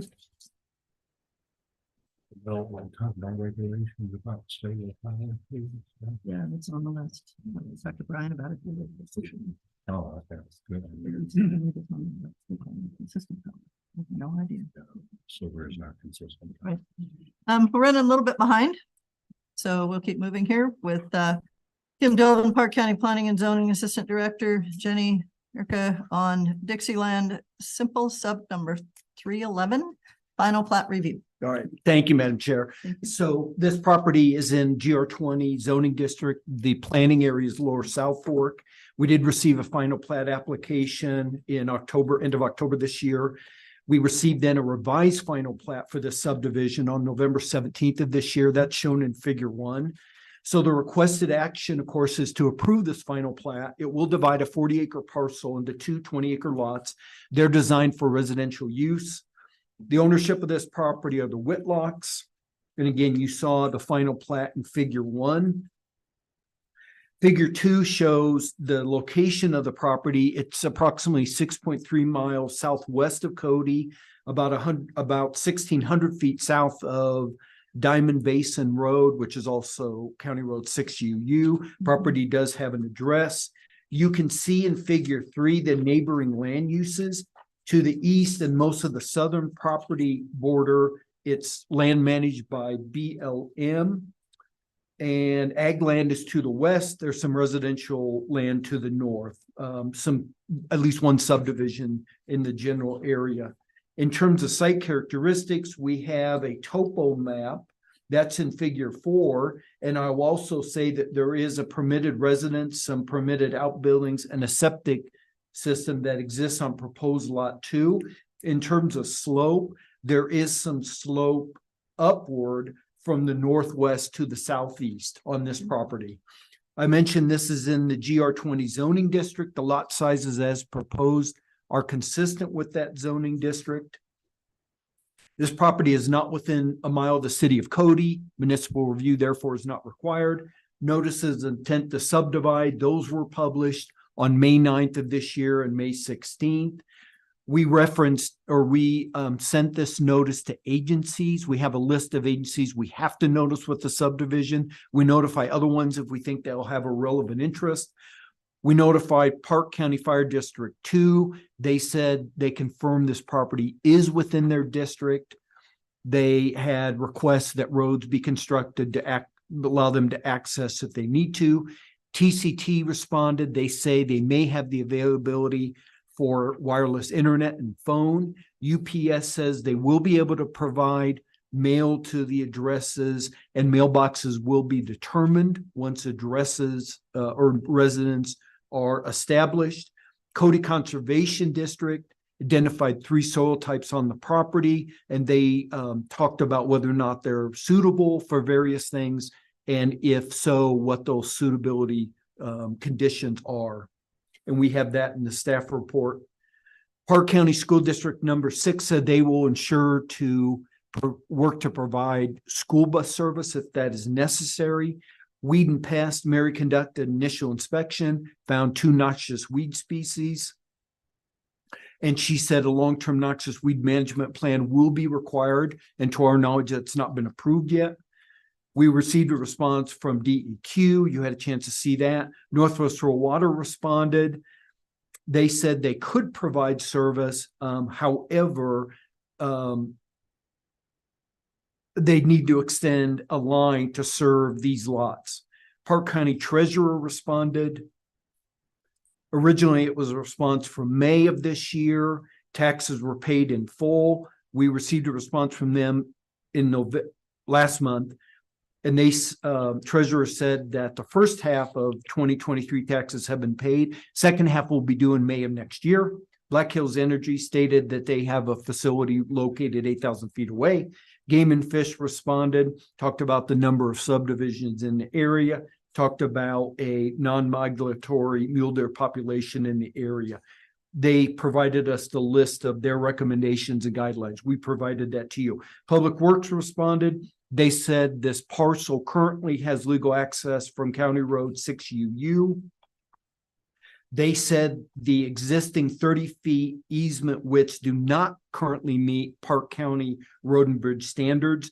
However, Public Works determined that width is sufficient for the proposed development. Public Works said accesses for these two lots will be considered a shared driveway. They recommend a maintenance agreement. They said developed lots, of course, must be addressed with Park County Road and Bridge standards. Public Works said a right-of-way permit must be approved by Public Works for any new accesses. They also said that they're not requiring a drainage or erosion control plan at this time. We've not received any response from Lakeview Irrigation District. This is in their irrigation district. However, the applicants did provide an approved water distribution plan from Lakeview. We've not received any response, nor has the applicant, to our knowledge, from Rocky Mountain Power. We've not received any public comments. Planning and Zoning Commission reviewed the sketch plan for this subdivision in June of this year. You had a chance to see their conditions. I'll just briefly touch on some of those. Number 2 is talking about water wells, language being on the final plat. That condition has been met. Their third recommended condition was a response from Lakeview Irrigation District. Again, the response we received is an approved water distribution plan. So we feel like that condition has been met. Their fourth recommended condition was an approved long-term noxious weed management plan. That condition has not been met. Their fifth condition was a response from Public Works. That condition has been met. Their sixth recommended condition was a response from Rocky Mountain Power. Again, to our knowledge, that condition has been met. The applicants have made numerous attempts to contact Rocky Mountain Power. They've not received any response. The seventh recommended condition from P&Z was zoning permits for structures. That condition has been met. Their eighth recommended condition was the Wyoming Right to Farm and Ranch Act being on the final plat. That condition has been met. Plat Review Committee for this subdivision met on November 9th of this year. There were some corrections and changes. Then on November 17th, we did receive a revised final plat. That's what you saw. Madam Chair, we have a number of findings. Our recommendation is approval of this final plat, which is Dixieland Simple Subdivision 311. We have 4 recommended conditions. They are: 1, the applicant shall provide all easements as requested by applicable utilities and special districts, irrigation districts, or public agencies providing services. The width of any utility easement shall be sufficient to allow adequate maintenance of the system, but in no case shall such easement be less than 20 feet in width. Easements must be identified on the final plat. Our second recommended condition is the applicant shall submit an approved long-term weed management plan to our department for recording with the final plat. Our third recommended condition is the applicant shall provide some kind of information from Rocky Mountain Power that they have the capacity to serve the subdivision prior to recording of the final plat. And if capacity is not available, the following note will be placed on the final plat for recording: limited utility connections. And Madam Chair, that language, limited utility conditions, actually is one of our in one of our appendices in our regulations regarding if power cannot be confirmed. And then our fourth recommended condition is the applicant shall otherwise comply with standards in the Park County development regulations and the minimum subdivision requirements is set forth in Wyoming Statute 185306. And we're happy to answer any questions should you have any. Any questions from the commissioners? Okay, this is not a public hearing, it's a final plat. So unless there's someone that needs to provide us with any more information, we'll just move forward. What's the pleasure of the board? Madam Chair, I'll move to approve the Dixieland subdivision final plat review with the staff recommendations. Second. Been moved and seconded to approve Dixieland Simple Sub number 311 final plat as presented with conditions. Any further discussion on the motion?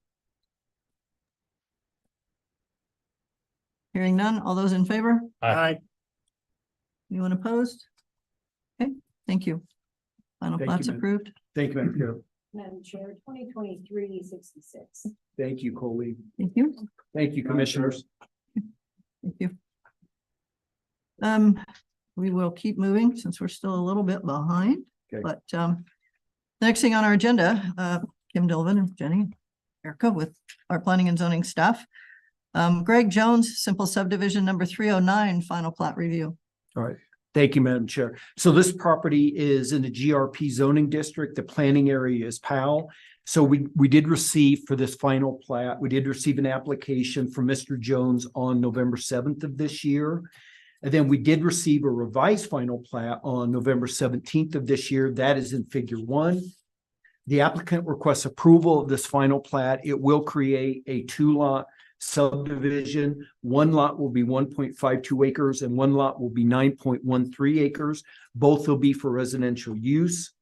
Ownership is Mr. Jones is the property owner. The location of this property, you can see that in figure 2. It's approximately 1.3 miles north of Powell. It's on the east side of Highway 295. This property does have an address. The address is 653 Road 9. In terms of neighboring land use, uses are agricultural to the east and west, residential on the north and south. There are some subdivisions in the area, and you can see in figure 3 the neighboring land uses.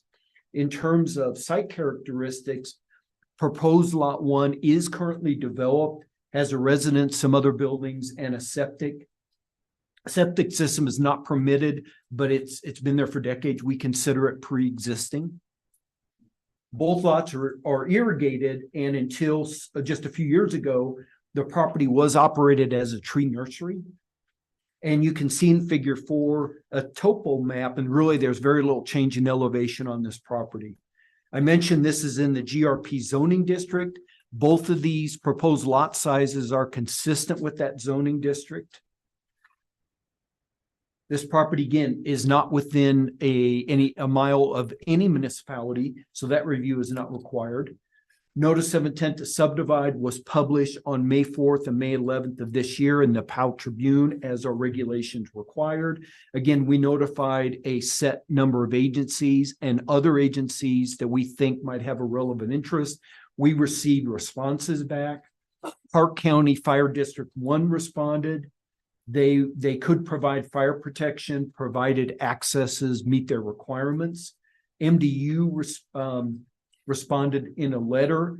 They do have gas service available. Proposed lot 1 currently has their service. They said lot 2 could be served. TCT responded. They said they can serve the subdivision with internet, wireless internet and phone. Garland Light and Power responded in a letter. They have said they have an existing power line on the west side of the property in the Highway 295 right of way. They do not see any issue serving this 2-lot subdivision. And I believe proposed lot 1 probably has electricity. They do have power service. Park County School District 1 said they can provide school bus service if that is necessary. We received several responses from YDOT starting in May, and then another response in June, and then another response in November. All of this year. In the May response, they commented on 2 residential approaches. They responded that 2 residential approaches must be 440 feet apart. They said, YDOT said they will be able to permit a residential access, but not a commercial access. In an email, the email in June, they confirmed that the existing shared access, which is to serve lot 1, is a permitted residential access with a permit. In a letter dated November 2nd of this year, they stated a new residential access on proposed lot 2 has been approved for construction. So our understanding was to each of these proposed lots, YDOT did approve residential access. But Madam Chair, you saw the note on the top of page 7 of our staff report. Mm-hmm. Access was initially proposed to lot 1 from a shared access and driveway that is north of the current property line on an adjacent parcel. The property owner Mr. Jones does not have an easement for that access and he would be unable to obtain one. So the conclusion and the path forward is lot 1 and lot 2 is going to share the YDOT access that will be for lot 2, and a 20-foot access easement across lot 2 has been dedicated to serve lot 1. So hopefully that is clear. Did I say that correctly? Okay. Northwestern Water stated this property is in the North Service area. They're currently not adding new customers, and when they will is unclear at this time. Conservation District, they submitted a cover letter and they gave us a soils report. One soil type exists on the property. In that soils report, they talk about what would be what that soil could support and the reasons for that, or the reasons for what it may not support. UPS confirmed mail delivery will be available, and they said placement in mailboxes will be determined. We received a response, the typical response from DEQ. Park County Treasurer stated the last statement in an email on November 20th of this year: property taxes are current. First half has been paid. Second half will be due in May of next year. Shoshone Irrigation District stated a water distribution plan will be required. The larger lot can be flood irrigated. The smaller lot will be sprinkler only, and the applicant will need to provide Shoshone with a draft plan. Game and Fish responded Game and Fish said they have no terrestrial wildlife comments. They did offer their standard subdivision recommendations. Public Works responded, talked about legal access exists from Highway 295. They confirmed that no new subdivision roads are proposed. Public Works said developed lots must be addressed with them, with their standards. Public Works mentioned that proposed lot 1 does have an existing residence with an address. Public Works said an approved YDOT right-of-way permit will be required for proposed lot 2 access. Public Works said an erosion and drainage control plan will not be required. Park County Weed and Pest. Mary conducted an inspection. Noxious weeds were found on the property, and she will require a long-term noxious weed control plan. And we do have a copy of that, Madam Chair. That plan has been approved. We've not received any public comments. Again, Planning and Zoning Commission looked at this sketch plan on June 21st of this year. A number of, I'll just mention some of their approved conditions. Number 2 was evidence property taxes have been paid. That condition has been met. Number 3 was review and recommendation from Shoshone. That condition has been met. Again, there is an approved water distribution plan. Number 4 was a recorded easement of evidence of legal access to lot 1. That condition has not been met. However, the applicant has provided an alternate access easement to serve lot 1 over lot 2. Number 5 was a road maintenance agreement regarding the shared access and driveway. That condition has been met. Number 6, their P&Z 6 recommended condition was approval from YDOT. Again, that condition has been met. Number 7 was, in terms of P&Z condition, a note on the final plat regarding slow percolation rates. That condition has been met. Their 8th recommended condition was no water analysis was conducted. And so a statement on the final plat regarding that condition has been met. Their 9th recommended condition was regarding a long-term noxious weed management plan. That condition has been met. 10th was comments from Public Works. That condition has been met. P&Z's 11th recommended condition dealt with water wells. Note on the final plat, that condition has been met. Their 12th recommended condition was the Wyoming Right to Farm and Ranch Act being on the final plat. That condition has been met. The final plat committee looked at this final plat and met. That occurred on November 16th of this year.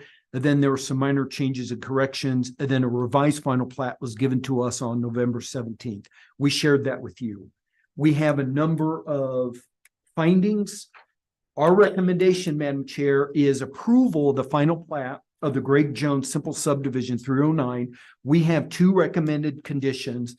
One is the applicant shall provide all easements as required by applicable utilities and special districts, irrigation district, or public agencies providing services.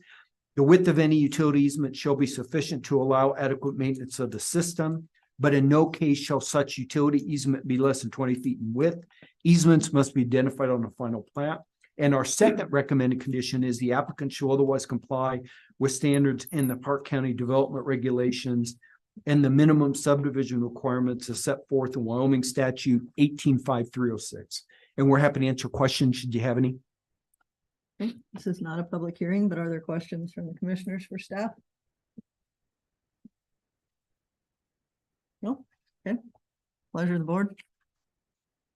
Madam Chair, I move to approve Greg Jones Simple Subdivision 309 final plat as presented with conditions.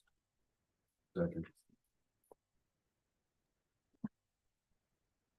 A motion and a second to approve Greg Jones Simple Subdivision 309 final plat with conditions. Is there any further discussion?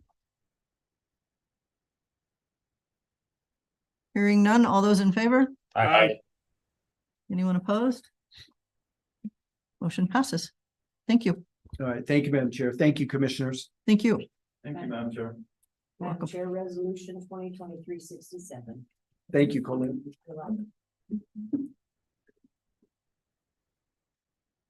Okay, the next thing on our agenda, which as you can tell, probably has something to do with the library. As a liaison to the library, I've been keeping you guys updated on where we've been with the construction design and a couple of different architectural situations, and then the ability to apply to the state for a grant. About the day before Thanksgiving, I think, with a very, very short turnaround, we received a note from the state requesting a couple of updated statements for that grant. But the state indicated that they were looking at granting approximately $8.1 million to Park County for the library construction. We had requested 12, a little over 12, but that is what they have come back with. Karen Horner with the library and Public Works, Brian and I got together very quickly and went through the budget to kind of look at what the possibilities were with those funds and what it could be built for. Also with a little bit of discussion that we'd previously had with the architects about what can be done. The plan, as I understand it right now, is pretty much demolish the existing library and build new approximately 14,000 square feet, depending on how the final plans come out. Working with two different architects, actually, GSG, and then a secondary library architect of Johnson Architects. In doing that, the discussion and the state asked how we would deal with that shortfall in what they are granting or would be granting and what the actual needs were to build the building. We looked at a couple of places in the budget and determined that there's a few places that we might be able to back off just a hair, like future furnishings. We could use what we have existing for a little while and get by until there's some additional fundraising. Everything to date has been paid for by the foundation, so the county's actually had nothing into this except the RFP for the architect. So what I'm asking today is for the commissioners to take a look at out of our general fund ARP dollars that we would be willing to commit between $2.5 and $3 million to finish it. Therein lies the question. We did get an update this morning from the state of what they are going to send over to the budget review office. And it looks like they would be awarding us $8,497,458 if it's approved. So we'll be up to 8.478.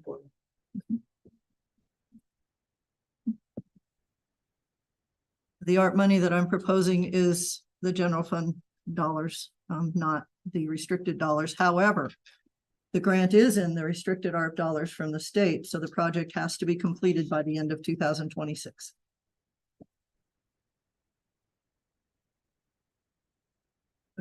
Committed or Completed, completed? and it is a reimbursable grant, so the county will be paying, as we do on a lot of them, we pay upfront, send in the documents, the state reimburses. Just for perspective, our looking at a 14,000 square foot, what is our current library over there, square footage wise? And I know some of it's unusable, I'm just asking. Nine. Nine? The other question that Brian Edwards brought up, and I have not run this past the library board because we haven't had a meeting, but in talking to the architects, we may have the conversation about what the difference is or what the cost difference is in building this 14,000 square feet eligible for a second story 20 years from now, 30 years from now, depending on the growth of Powell.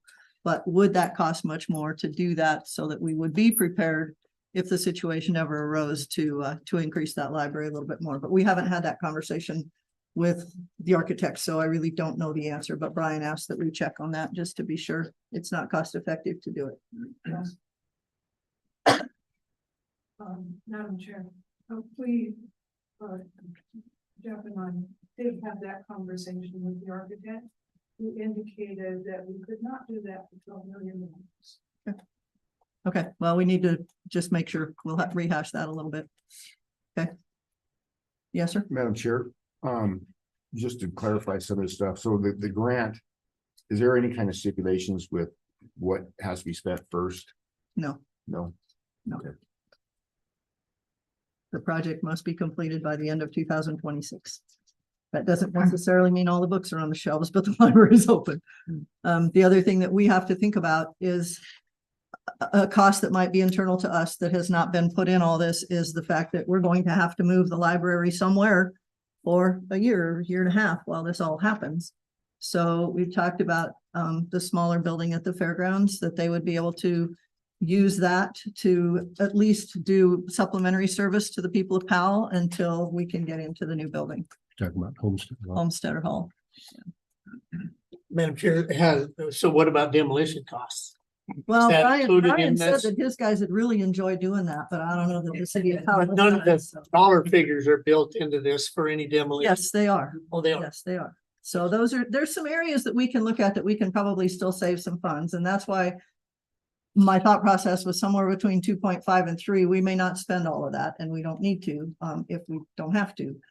There's a few places in the budget which they needed to provide that has permitting fees. The city of Powell has already talked to us a little bit about the fact that they'd probably waive all that. So there's some engineering fees that are also listed in there that Brian Edwards said if it's things that he can do or they can do in-house with a licensed engineer, they would be willing to take a look at that if they're not slammed with other work. So there's some other places that we can probably save some money on this project that will keep those costs down a little bit. Yes, sir. Madam Chair, what is in that general right now, do you know? Yes, you have it in SharePoint. Available 3.265. Is that just in the 12? That is in the last. Or is that in the page. 5? We have more than that available. No, that is in the, That's in the 5.6. that is in the 12. In the 12. Oh, it's in there now. Oh.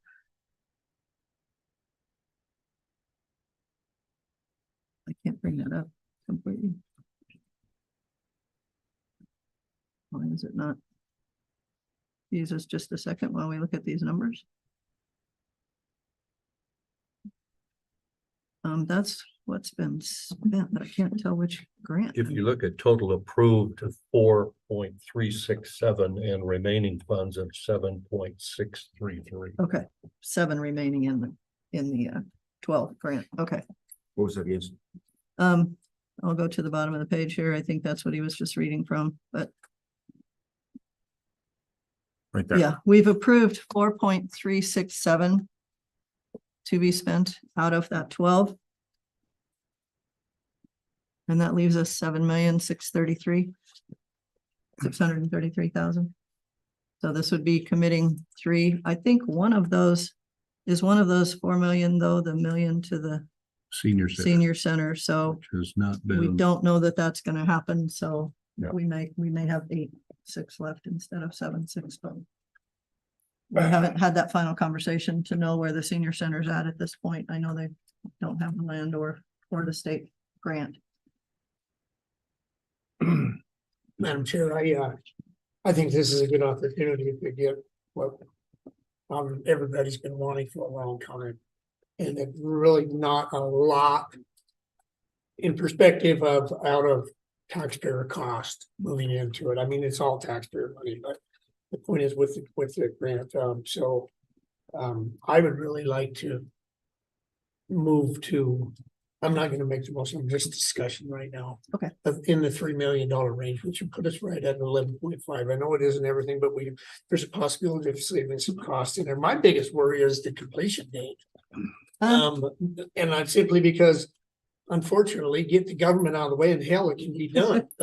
Well, the other part of that is most of the design is done through the architect. So that's one step that we're out of. So we're just moving into final plans and the CMAR, which according to the contractors that we've talked to, that's certainly possible. It's theoretically a rectangular building, which are not difficult or complex. Yeah, but with supplies, I don't know. still not supply chain issues, and I'm just worried about that. Yeah. I mean, Understand. we're not gonna do it if we just sit here and twiddle our thumbs either, Yes. so. True. Madam Chair, that was one of the issues, even when I first came on to be a commissioner, is, what do we do with that library? And the whole time we were hearing maybe 7 million, maybe $8 million that would just come out of the county coffers. And I think we're real fortunate that the library group got together and got a grant covering over 8 million.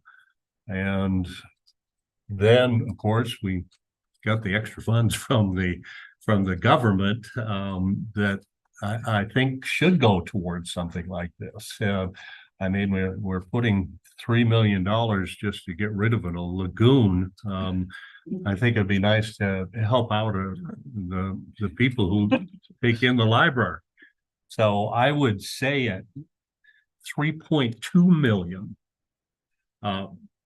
just so it's topping the lagoon money, just to make myself feel better about it, which I've always been against that lagoon.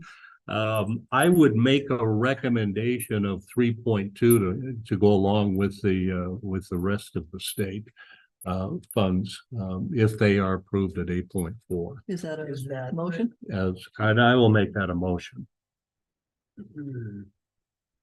Up to 3.2 million, and then if that doesn't come, maybe if they can come back if there's any funds left. But I think that we have, and it's.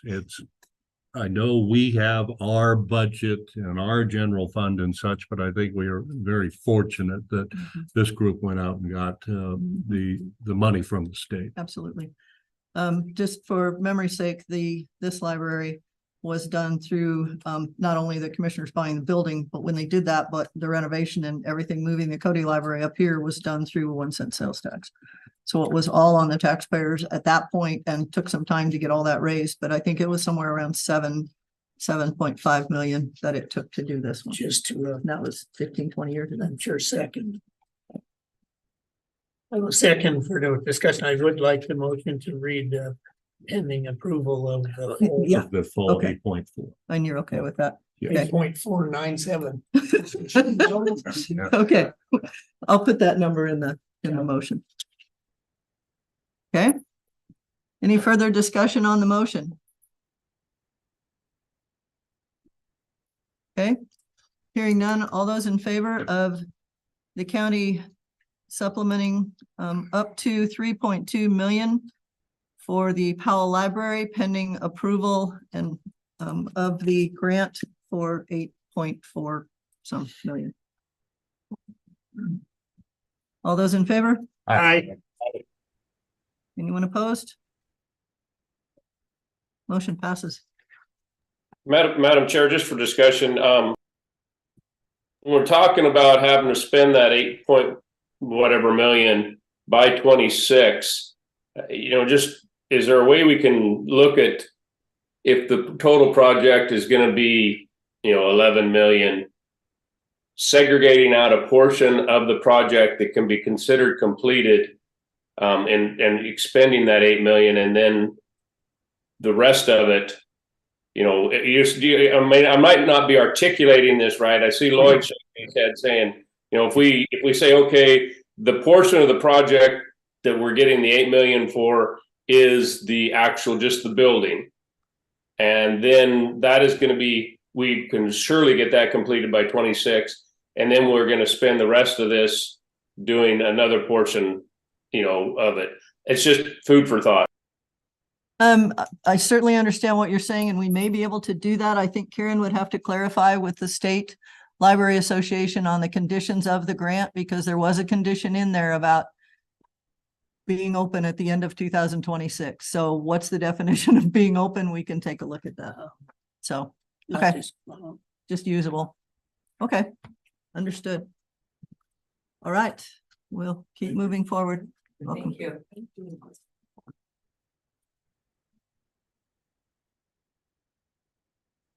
Okay, the last thing on our agenda today, Cody Schatz, Engineering Associates, regarding an adjacent landowner consent form for subdivision fencing. Chuckling because we just had a long conversation about subdivision fencing. Yeah, Madam Chair, Cody Schatz with Engineering Associates, and like you said, not to rehash the Whispering Ridge appeal. This one is, once again, since the state law is coming into effect and now planning and zoning is requesting these fencing agreements. I come before you guys today for my client and landowner to look at trying to get adjacent landowner consent form signed by Park County. Now owns part of the property adjacent to this subdivision that is north of Lane 5 and east of Road 7. It's going to be a 2-lot simple subdivision, potentially for a winery. But basically, you guys know, and I'm sure you're going to keep learning more and more about this, is that you have to have some kind of consent or something signed by the adjacent landowners. And so for this property, there's 3 potential adjacent landowners, one south of Lane 5, Kersling, one kitty corner from this property. So evidently we do corner hopping, is Austin Miller. And then to the west of this property is Park County property. My understanding, it was the old Kaiser landfill where Jimmy Hoffa is buried. So there's no fence on that side. So I'm coming before you today to ask for your blessing and a consent for Park County lands, restating a few of the things that happened in that last public hearing you had on fencing, that if Park County or the adjacent landowners don't sign this consent, then this developer will be required to build the fence, and then each additional landowner will be required to maintain it, which that now becomes you. So now you guys are on the other side of this shoe from the previous meeting. So I have a question, and this might be for staff, but when I read that statute on fencing, it talked about areas along roadways do not need to be fenced. Why are we asking someone that is across a county road about fencing on that subdivision if I understood that statute to be correct? So, Madam Chair, it just says that. Can you come to the mic, please, so Commissioner Livingston can hear you? Madam Chair, Joy Hill, Planning Director. The statute 185319, section A(i) says the subdivider shall be responsible for the construction of a perimeter fence on any part of the subdivision that is adjacent to lands upon which livestock can legally run at large, unless a legal perimeter fence already exists at that location, or all adjacent landowners consent that a perimeter fence is not necessary. So we're stuck with all. And that's just, Do you consider adjacent across the county road? Yes. Okay. It is how it's defined in the rules. or kitty corner. Yes, any point touching the property is considered adjacent. Also, when it comes to the corners. Madam Chair, Okay. does it not also though say, where livestock can be correct? And you can't run livestock on a county road. Well, I guess the question is, how do you define livestock, which the statute does I'm not not saying do? it shouldn't be fenced. I'm just saying that there's a lot of holes in this whole. Yeah, I totally agree. I totally agree. there are several different definitions of livestock in the statute. And one definition includes ducks and chickens and birds and various types of things. So we're left and on the planning side to, what do they mean? And they didn't answer that. So Commissioner Livingston? Madam Chair, I agree. This thing is messed up beyond belief. So if you say a perimeter fence is not required, if all adjacent landowners agree that it is not, does that mean that it's just a perimeter fence on that landowner not agreeing or agreeing? Or does all landowners have to agree before any fence can be not required? My understanding that all landowners have to agree before the fence is not required. The other thing that just for the commissioner's thought processes, I did visit with the county attorney on this statute a little bit, and one of the things that we're looking at is the land immediately north of Park County's land is Bureau Rec, which could be grazed. We do not have a fence between Bureau Rec and us. So there could be livestock that ends up on our stuff. His thought process had a little bit to do with, therefore, the reason the statute was written was a liability situation with livestock getting into private subdivision land and causing damage, which is the reason they came up with this thing in the first place. So there's a few things to think about here, about whether we think we want to fence there or not. But if we agree that they don't have to fence, it's fine. They may end up with livestock, but if we agree that they need to fence it, then we're buying into part of the maintenance. That if you follow the statute, we don't, if we're not allowing livestock to graze on our land, then, and we decide a fence isn't necessary. But if you go to this corner where they're saying that one landowner who is not impacted one bit, right? They don't consent that a fence is not necessary. This subdivider has to fence. That is wrong in many ways. I agree. Yes, sir. Madam Chair.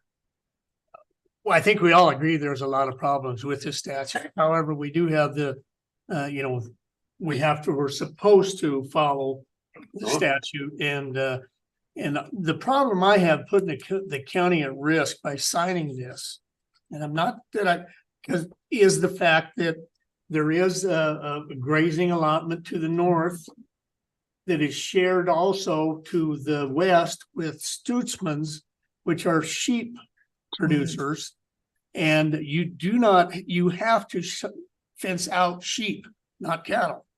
But you do have to, so if we don't have a fence keeping Stutzman's sheep out, we could be held liable for if the sheep intruding onto a subdivision. I'm just throwing that out there. I mean, it's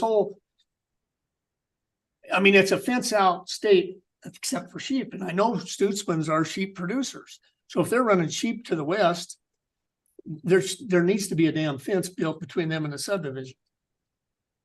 And the law says that the subdivider is supposed to provide that. Now, we may be required to maintain half of the maintenance cost of it, but that's my 2 cents for Madam Chair, the risks.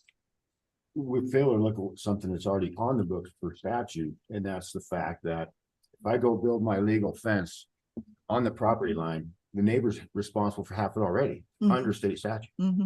So that part, there's a statute already exists that covers that, as long as it's legal. And then, like we said earlier, what constitutes legal? Well, it depends on 5-strand bob wire, how far the posts are apart, is it on the surveyed line?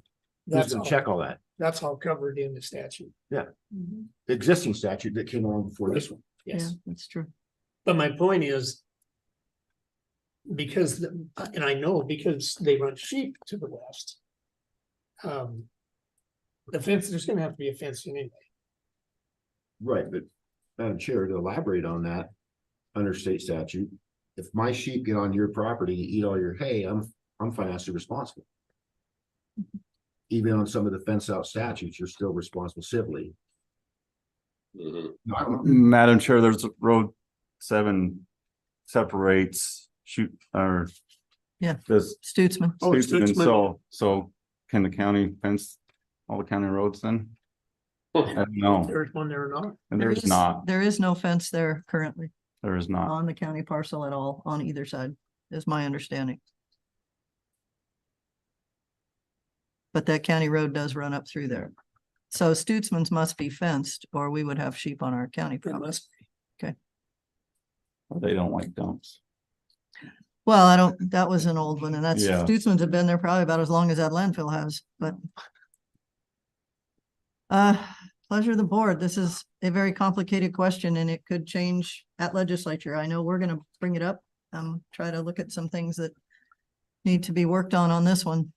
Cause it's not good. Madam Chair, I definitely don't agree that or believe that the intent was all or none. As far as neighboring fences, I don't believe that was the intent. That all landowners had to agree or none. I don't think that, and I would assume I would like to think that that's gonna, and I'm gonna bring it up to our legislators at the very least to clarify that. We will, we'll have a. Cause I don't believe that was the intent behind this.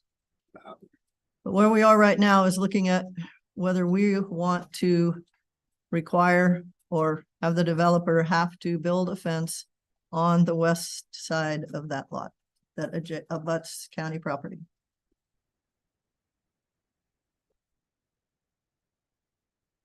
Pleasure of the board. Madam Chair, I don't want to, just simply because, I mean, I'm looking at this as can't be more than 1,000 feet. On our side. We gotta fence the whole thing.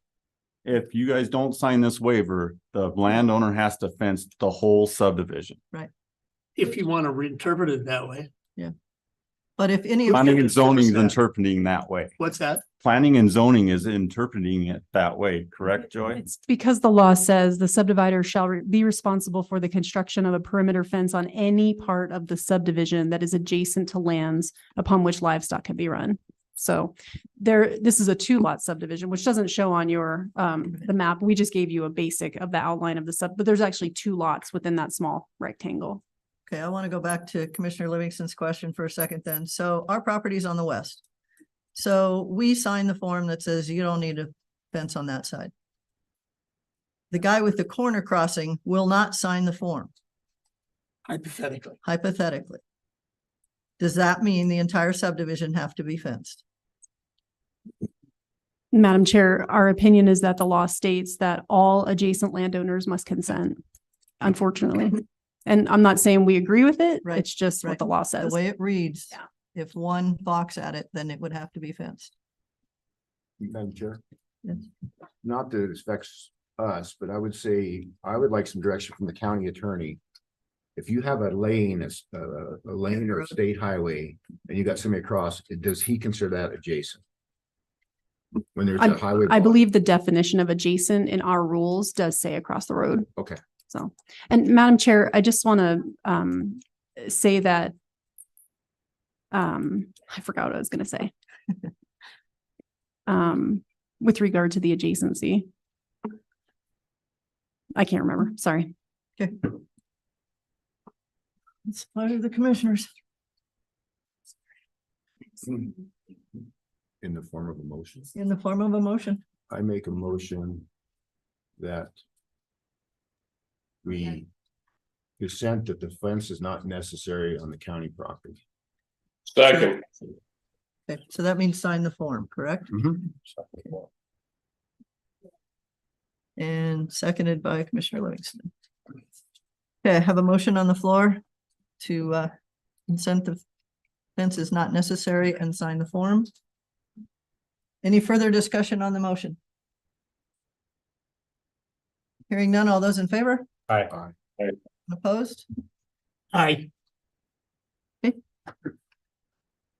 Just because I want to be different. Are you opposed, did you say? That's what he said. You're. Okay, so the motion still passes. I haven't been. Think so. Yeah, I would think it's so. an action by the board, yeah. And that is for you to sign as a chairman? I'd have to look at the form, but we had it on here somewhere. How it's set up. Yeah, there's just one landowner line for signature. I guess that's a question. Do you want? We can update this last page to be all signatures, or we can do it under the chair to sign. Madam Chair, I'll Amend your amend my motion. motion. It's already been voted on, so Oh, it can't be amended. Okay. Madam Chair, Mhm. the form obviously that you're referring to, that's just the recommendation. I Okay. don't, if the board wants to take some other action, we can amend that to include all the signature lines if you want. Okay. It's your written consent. I guess I would ask Cody, in the case, we've already stated that we're going to sign the form. We've talked about the fact that we have not officially approved this form for use by the county in both planning and zoning, or if we have to requested to sign it. So would it be appropriate for me to put this form on our agenda for December 19th to review the form and get an up or down on using this form and have the signatures, if it's going to be used for the county, have the signatures be for the county commissioners? Want me to do that? Otherwise, have Lloyd sign that. Okay. Does that work for you, Commissioner Livingston? Okay, that's what we'll do then, Joy. I think you've got time because we're moving forward. We'll just update the form at that time. Yeah, Madam Chair, that works for you because they still got to go get consent from the other landowners. Okay. Madam Chair, one more thing on this Mhm. is can we, because has this been discussed with the county attorney about us signing this? So the county attorney doesn't feel that you need to have approval of the form, but I would certainly recommend that you talk with him directly. I guess, Madam Chair, my question is, does the county attorney approve as far as us signing of? I will tell you, the meeting I had with him yesterday and had some discussion on this is we could be putting the county in a liability situation in the future with livestock and that type of thing. If livestock were ever to get out off of our property or come through our property and get onto the subdivision and cause damage to the homeowners. Told you so. Because we No, told them that they I'm can. fine with that. So, but that's the discussion we had just for all to know. What's it gonna do? Damage the winery? Well, the reason the statute exists is because there was an issue in a different county Yes. that caused this to happen. Yeah, Madam Chair, I just need a resolution number. 2023-68. Thank you, Madam Chair. You're welcome. Hey, thanks for doing that. Yeah. You're welcome. Yeah, thanks, Cody. I know, of course, that. Yeah, yeah, yeah. Does it, well, I'll keep that. Madam Chair, move we adjourn. Second. I move to adjourn. All those in favor? Aye. Aye. Okay, thank you. Hey, Lee, You vote on it? hey, Oh, why don't you get some decorations on that wall? let's You look like I'm in the joint. Yeah, maybe go down the street and get some homeless stuff. vote on the motion to adjourn, guys. All in favor? Aye. Thank you. Aye. Yes, I thought we did. Hey, are you actually in Seattle? Or are you in Kirkland or are you in Mercer or Magnolia or? It's all Seattle. It's Oh. all, yeah.